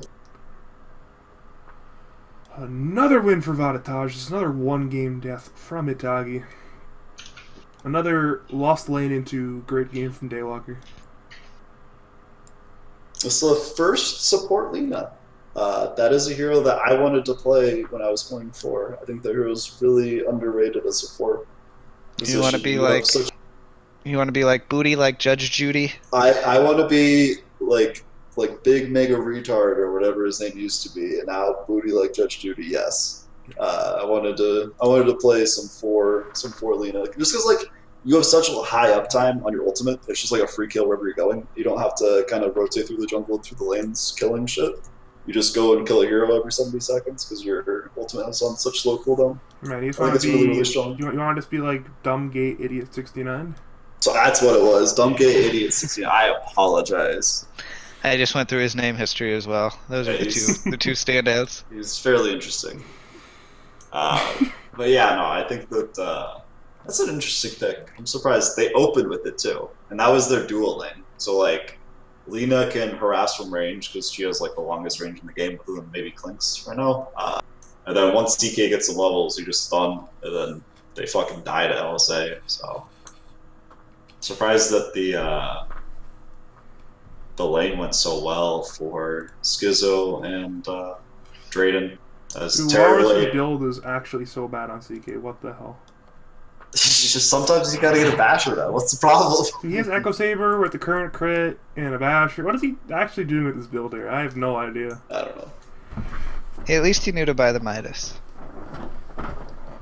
Yeah, but like you buy a Midas to acquire gold, right? To use it on useful items, and then these are not useful items. I don't know. I don't think the draft from Dire is very good though. Like they don't really have a lot of team fight. Like they have the CK and the Lena, and that's like basically it. Like Witch Doctor throws shit out, but you know, good luck. You're against an Enigma. I won't hate on the picking a 4 Lena, but I think if they pick it at 15, then it leaves it more ambiguous to the other team, thinking it might be a mid pick. I don't know. I don't think you need to pick it at 8. Yeah, I think you could take a stronger hero earlier. Or even if you just want the Witch Doctor, take the Witch Doctor then. Witch Doctor's fine against Undying, and super value out of your heal. Yeah. I think you have to pick a stronger off-lane hero that offers more team fight if you're gonna pick a Lina that early. So I don't know. I think it's an interesting concept. I think that 4 Lina is very undervalued right now. I think it kind of gives you everything you want in the game, but you gotta have the right team around it. I mean, they ended up winning. It was super close though, and I don't know how they took team fights later on. So they probably like won a Roche fight or something that Shmurda fucked up on or something. And like if he asked like Miss Black Hole or something, because he has Black Hole in BKB, and they have no. They definitely just they won a fight, and then they all bought back, and then they won another fight, and it was over.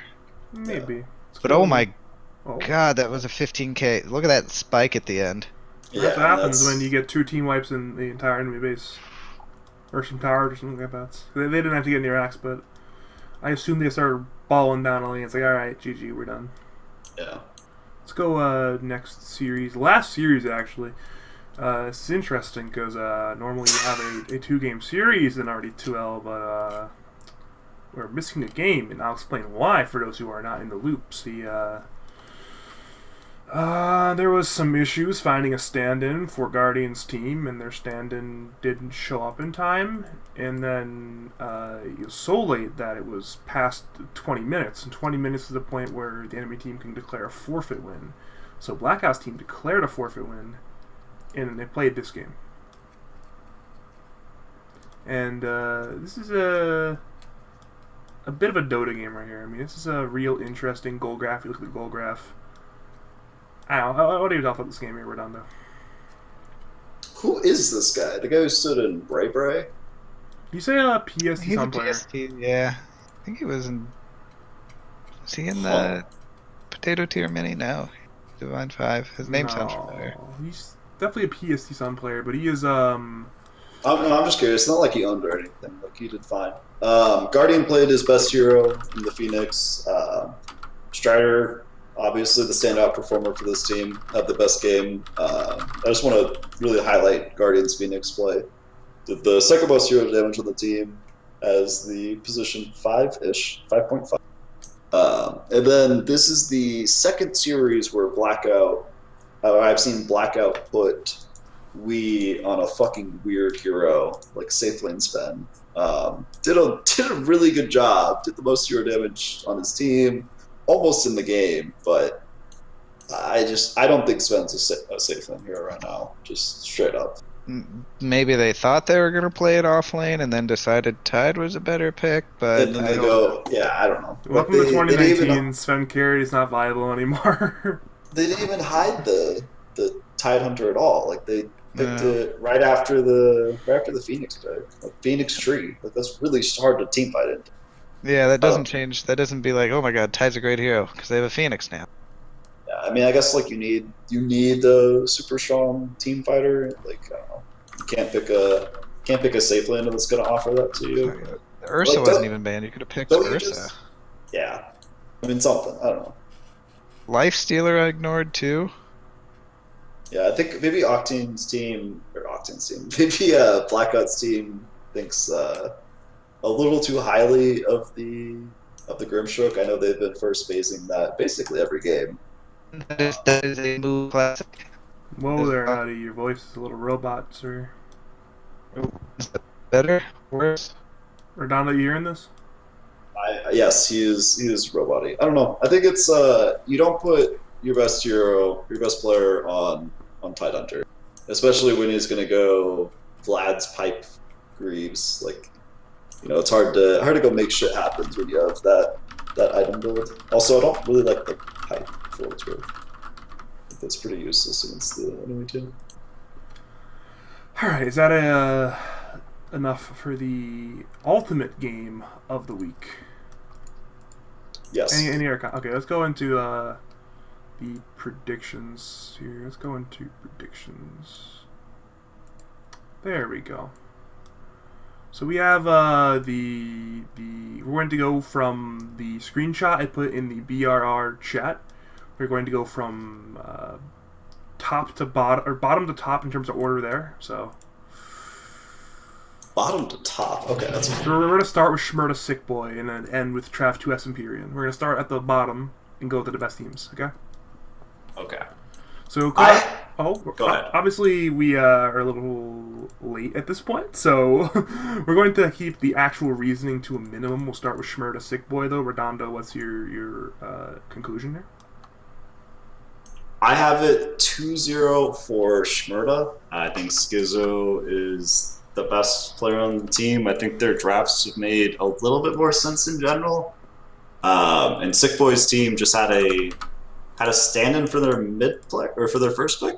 I think that's the right team. I don't know. I got 2 of Shmurda. People were pretty high on Shmurda's team coming into the season. They ended up now they're at the bottom of the division. So I think they're gonna turn around. That's good. Nutty, what's your prediction for Sick Boy Shmurda?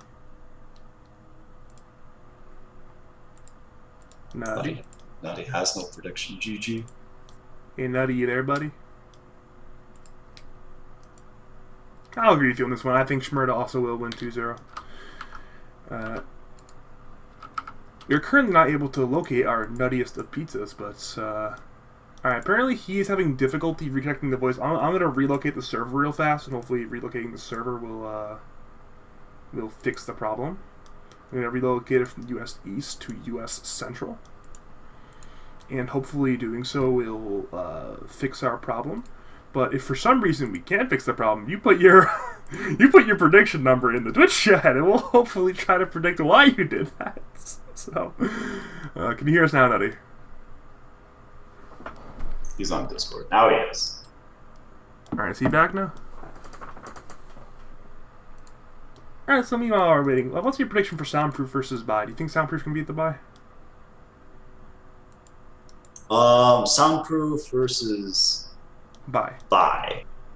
I pretty typically pick the Bye to win, but I think that Soundproof is really gonna adapt to the new patch and make some solid adjustments in their bye week and turn things around.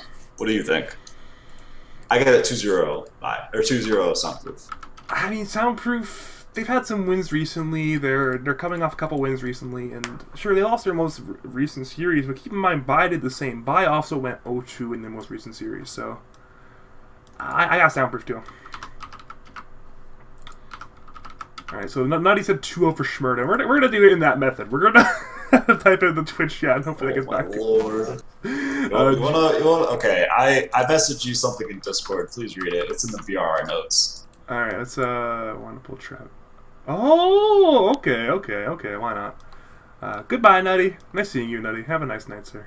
We have somebody you can put on the voice chat.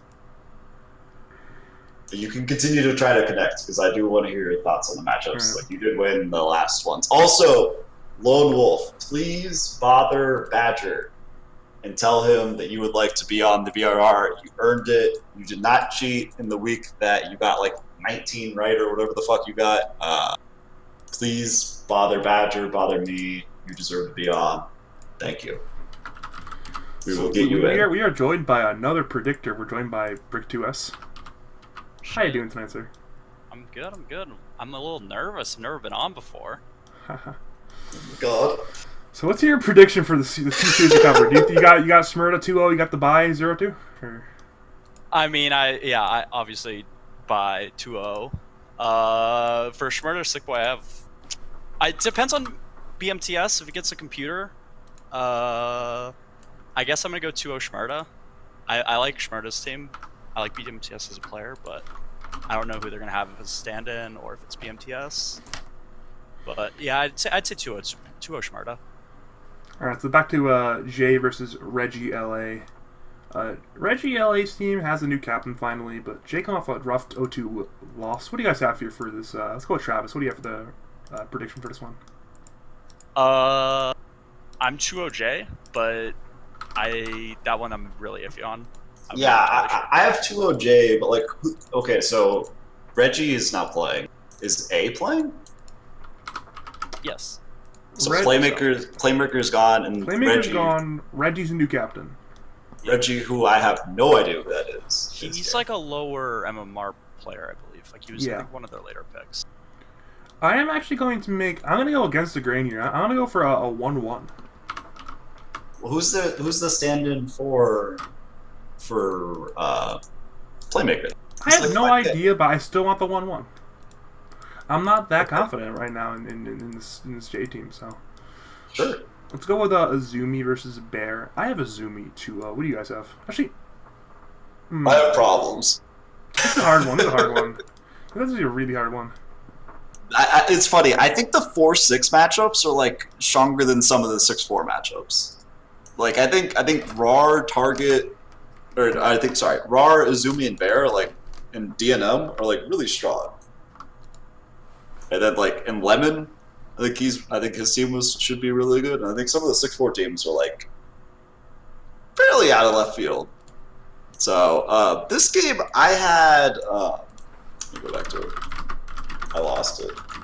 This game I have Azumi 2-0. I don't know who's gonna stand in for Humble Korean, and that's like kinda gonna depend. That's kinda gonna dictate who wins. If they have Torn again, I'd be much more inclined to pick Bear's team if they have a Torn-like player as well.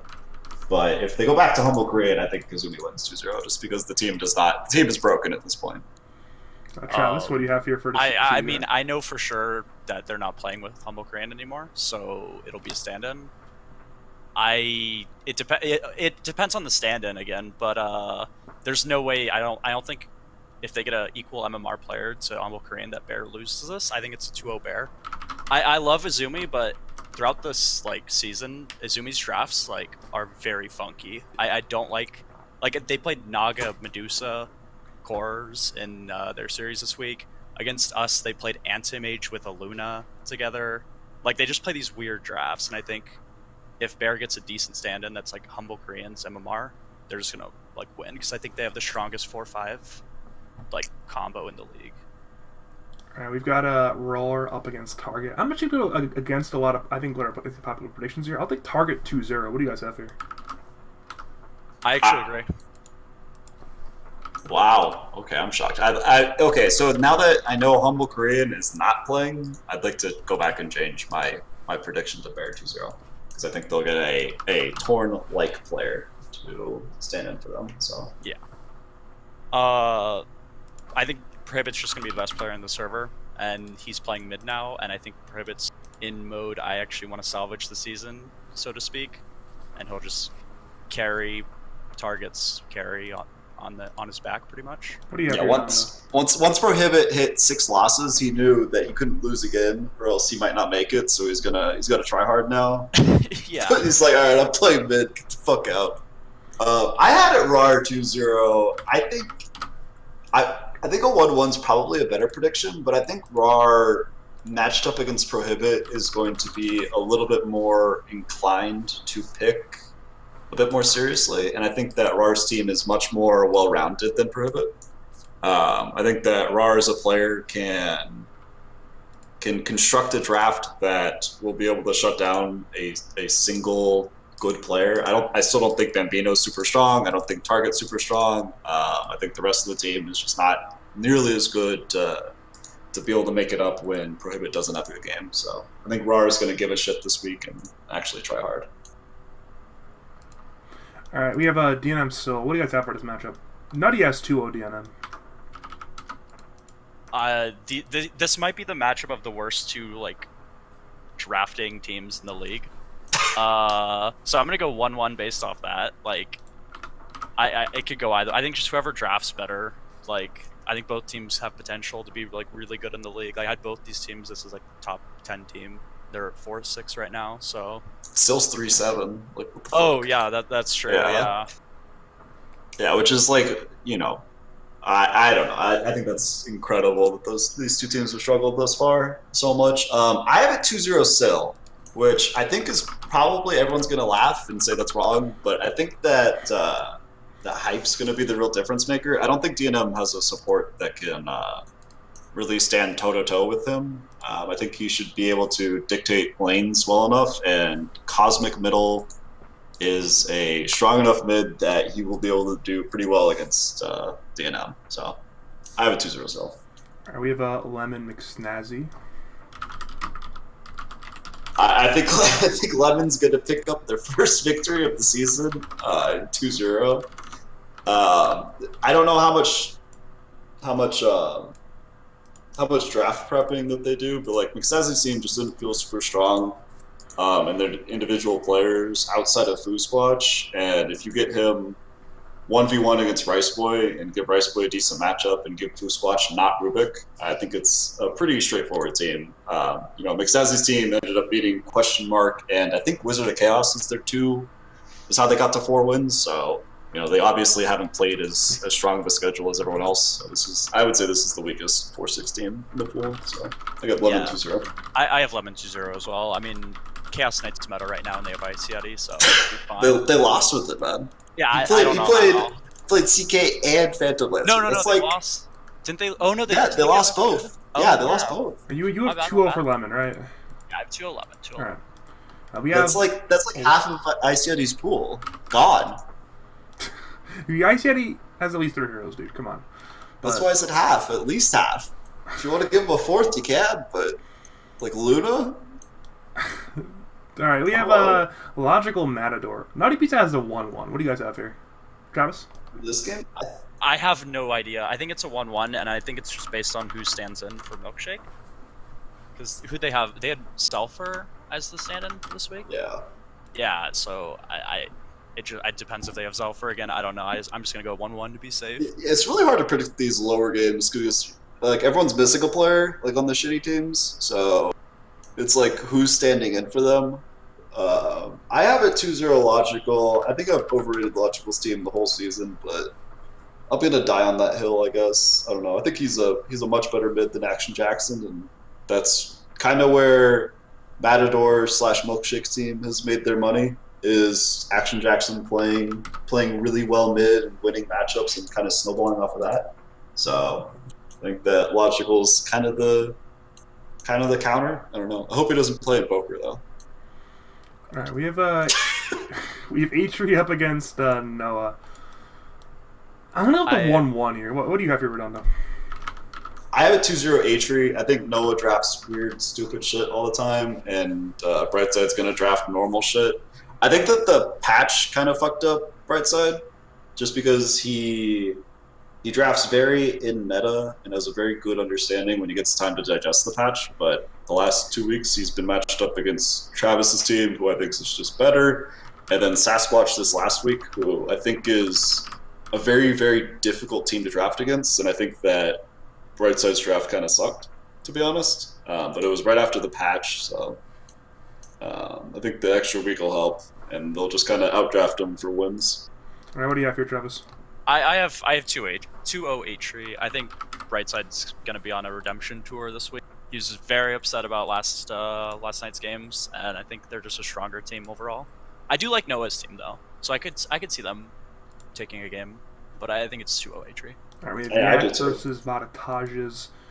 What do you have here, Travis?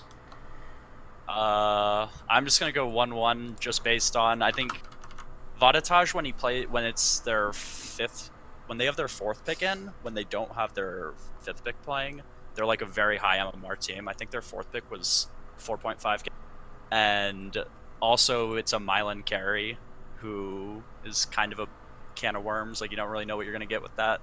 So I think it's going to split. I have a 2-0 Yak. I think this is the direct counter to Hitagi's team. I think that Hitagi and what's the mid laner? Daywalker. Daywalker. Yeah, I was thinking Dark Smoke. I was like, no, it's a D. I think Hitagi and Daywalker aren't the strongest in lane, and I think that Nate is going to have a pretty good time mid against Daywalker, and then more importantly, Osis Yak against Hitagi and Big Retard. Hitagi does not enjoy playing this meta, the super aggressive offlaner dominated meta, so I think this is kind of the direct counter, just from a player matchup wise, so I got Yak 2-0. Alright, next series. Does anyone not have Dark 2-0 over Wizard? Anyone not have that? I think everyone has that just because Dark's going to be the best player in the server, but yeah, I don't know. Wizards 5-5 somehow. I don't know. All right, go Jeff Pestinier. Nutty actually has a 1-1, and I know this is weird, but I'm going to join him on this 1-1. That's a meme. Come on, guys. I got Nier 2-0. Nier's very, very good. Turf is really, really good. Frenzy's really, really good. Jeff Fest team, I have no fucking idea. They won one Empyrean, who is 8-2 now, so maybe they know what they're doing. Maybe they're actually secretly a good team, but we just saw them get stomped and do the stomping of Wizards team, so I think Neo 2-0. I think they split. I don't think Nier's team does a good job drafting, and I think Jeff Pest's team is kind of hard to draft against because you let him get all these really good meta heroes. And Bird is still a 6K player, so I think they just have enough for a game. And I'm also gonna continue with the splitting trend that Jeff Pest's team is on. All right, we got Guardian Envy. Nutty has a 1-1. I'm gonna give a 2-0 for Envy though. What do you guys have? Every Envy game I've looked at this season, they get crushed in one game and then crushed the next game, so I'm just gonna go 1-1 with them as well. I have a 2-0 for Guardians team. I think they play a very aggressive style that at least they did in the scrim against us. I think they played a very aggressive style that I don't know if NB's team's going to be able to hold up well, and I think the McFat Sauce Warcraft 3-4 is kind of funky with the role swaps and whatnot going on. I don't think they draft super strong lanes. They played Earthshaker a couple times and shit. Alright, Guam SSD. I got Guam 2-0. What do you guys have? I do not know. I think I would probably lean towards Guam 2-0, but I kind of want to do 1-1. But for the sake of not doing 1-1, I'll go Guam 2-0. I think it's very close.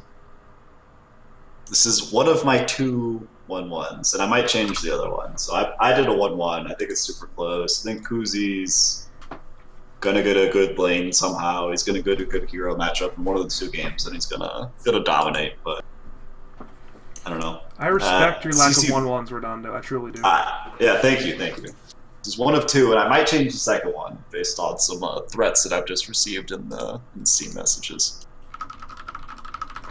All right, Blackout Mikkel. Given 3 people on this are on Mikkel's team, what's your prediction here, Travis? The rest of us have our own team winning 2-0. This is probably one of the easier Mikkel 2-0s I think they could have drawn, like, realistically in the entire league. Like, I think they just match up super well against this team. I will say I imagine Badger is going to die quite the amount of times against Tokamak and lane, but I think Redondo is going to have a very strong or do very well in lane, and same with Mikkel. I think they just match up very well against, or you guys match up very well against them. All right, Donger up against Nolagon. I'm going 2-0 Donger. What do you guys have? I said Dongers was a top 3 team for me, so I'm going to continue to pick Donger, despite not picking them last week. For whatever reason, I decided to pick them here because I had picked against them the entire season thus far, and they kept screwing me. I think Donger's team is just stronger. I think he's better than Gohan mid. I think that... who's the carry player again?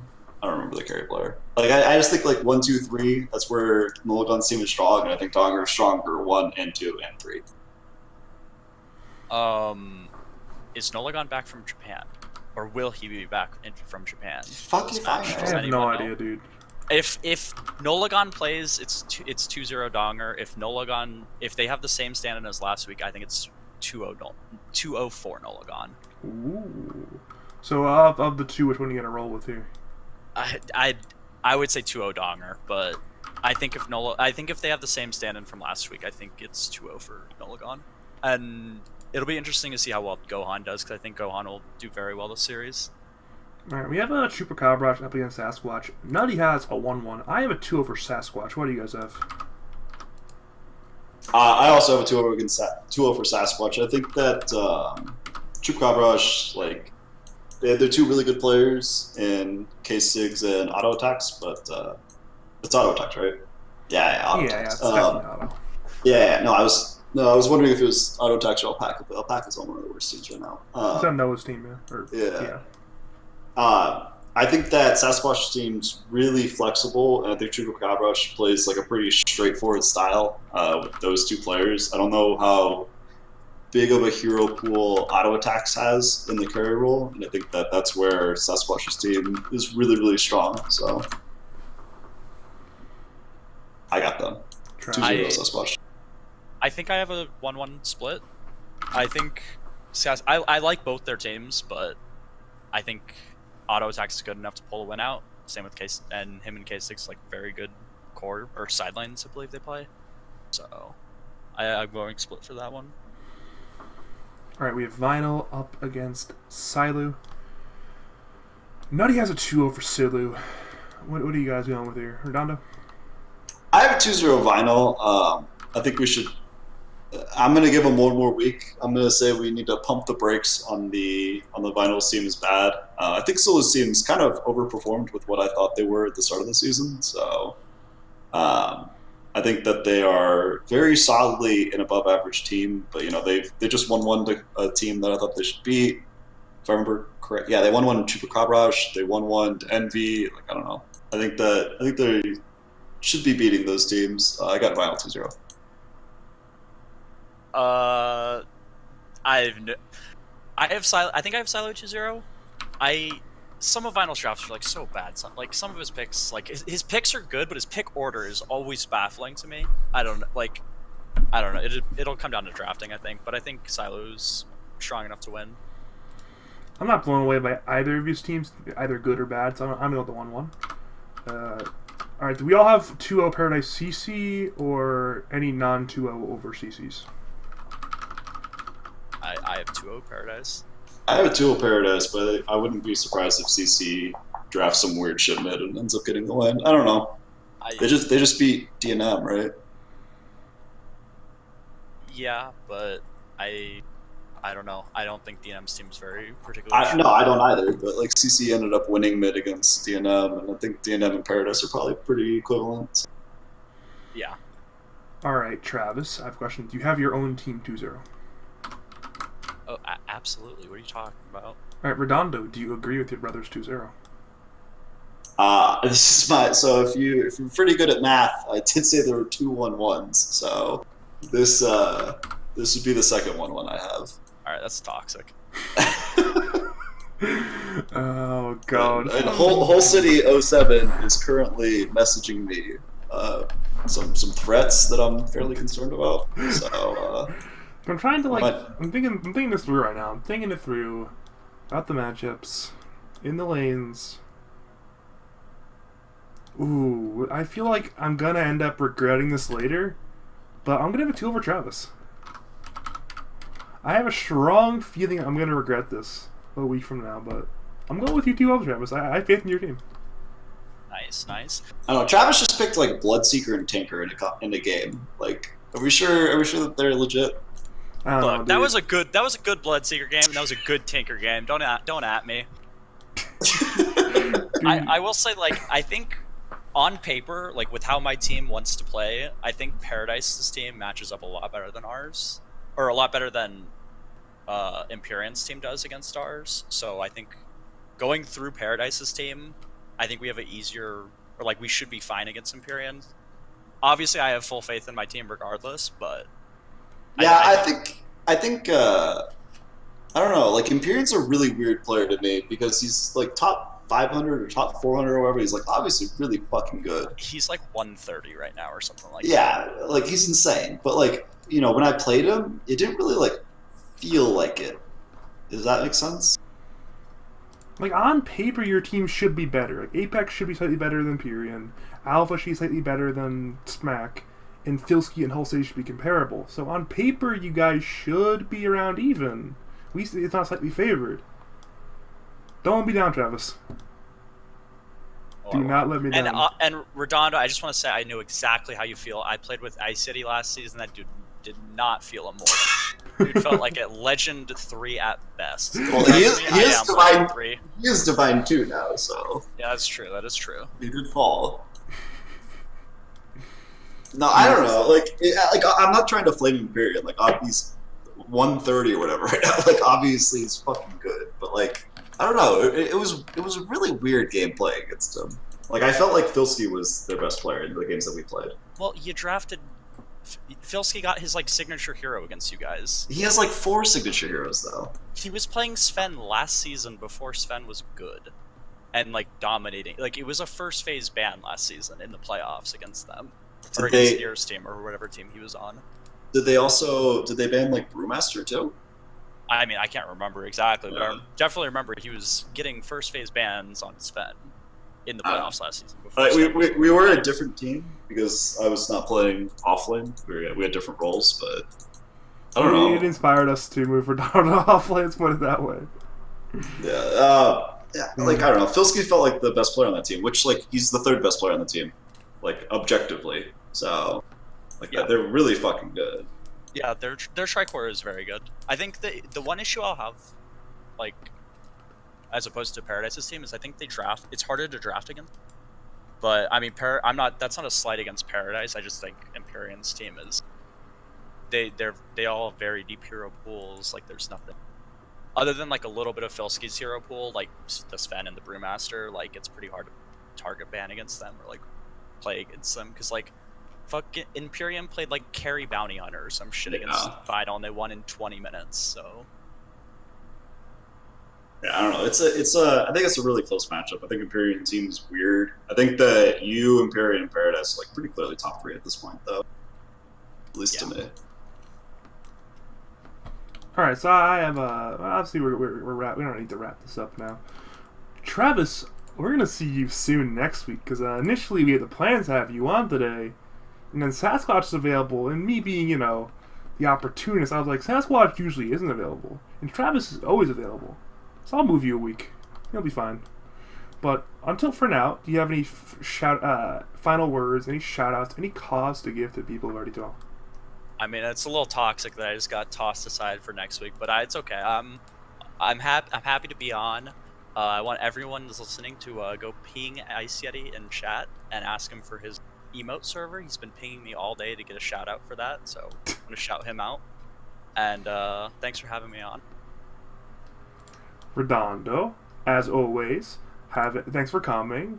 Any final words, shout-outs, call-outs, etc. to say to the people of RD2L? Yeah, speaking of Discord servers, if Trav2s ever pings you and sends you to his Discord server, please, good lord, run away. Do not click it. There's some. If you do click it, make sure to mute the PIV channel. Very important. There's some. Wait. There's some disturbing shit in that channel, so I highly recommend staying out of it. That's my team Discord channel. Why are you guys flaming me like this? You have some degenerate shit in your team. Anyways. No, it's been fun. Sucks that Nutty's internet kind of shit itself, but he's on our team. We get his opinion all the time. He's a staple in the league. He's a staple in the league at this point. Whatever. Good luck to everyone this coming week. We'll be doing BRR possibly on Friday next week. I might be going somewhere for work. I don't know yet. I won't know till later. So we might do another weird impromptu one. So thanks for being flexible, everyone. Hope you enjoyed. It's nice to be back. Thanks for doing this, Badger. As always, I will give a shout-outs to my man Redondo for coming on. And as always, all the guests and all the viewers of the show. I am going to give a solitary call-out. I'm not sure if he's currently watching because it's 5:30 where he is, but I'm going to call out Mikkel for changing his show name to BRRWen because he was so confident we were gone that he changed his name to BRRWen. If you're asking when BR is, right now, motherfucker. I will come across the Atlantic and I will whoop your ass again. Nah, I'm just kidding. I love Mikkel. Have a nice night, guys. Thanks for watching.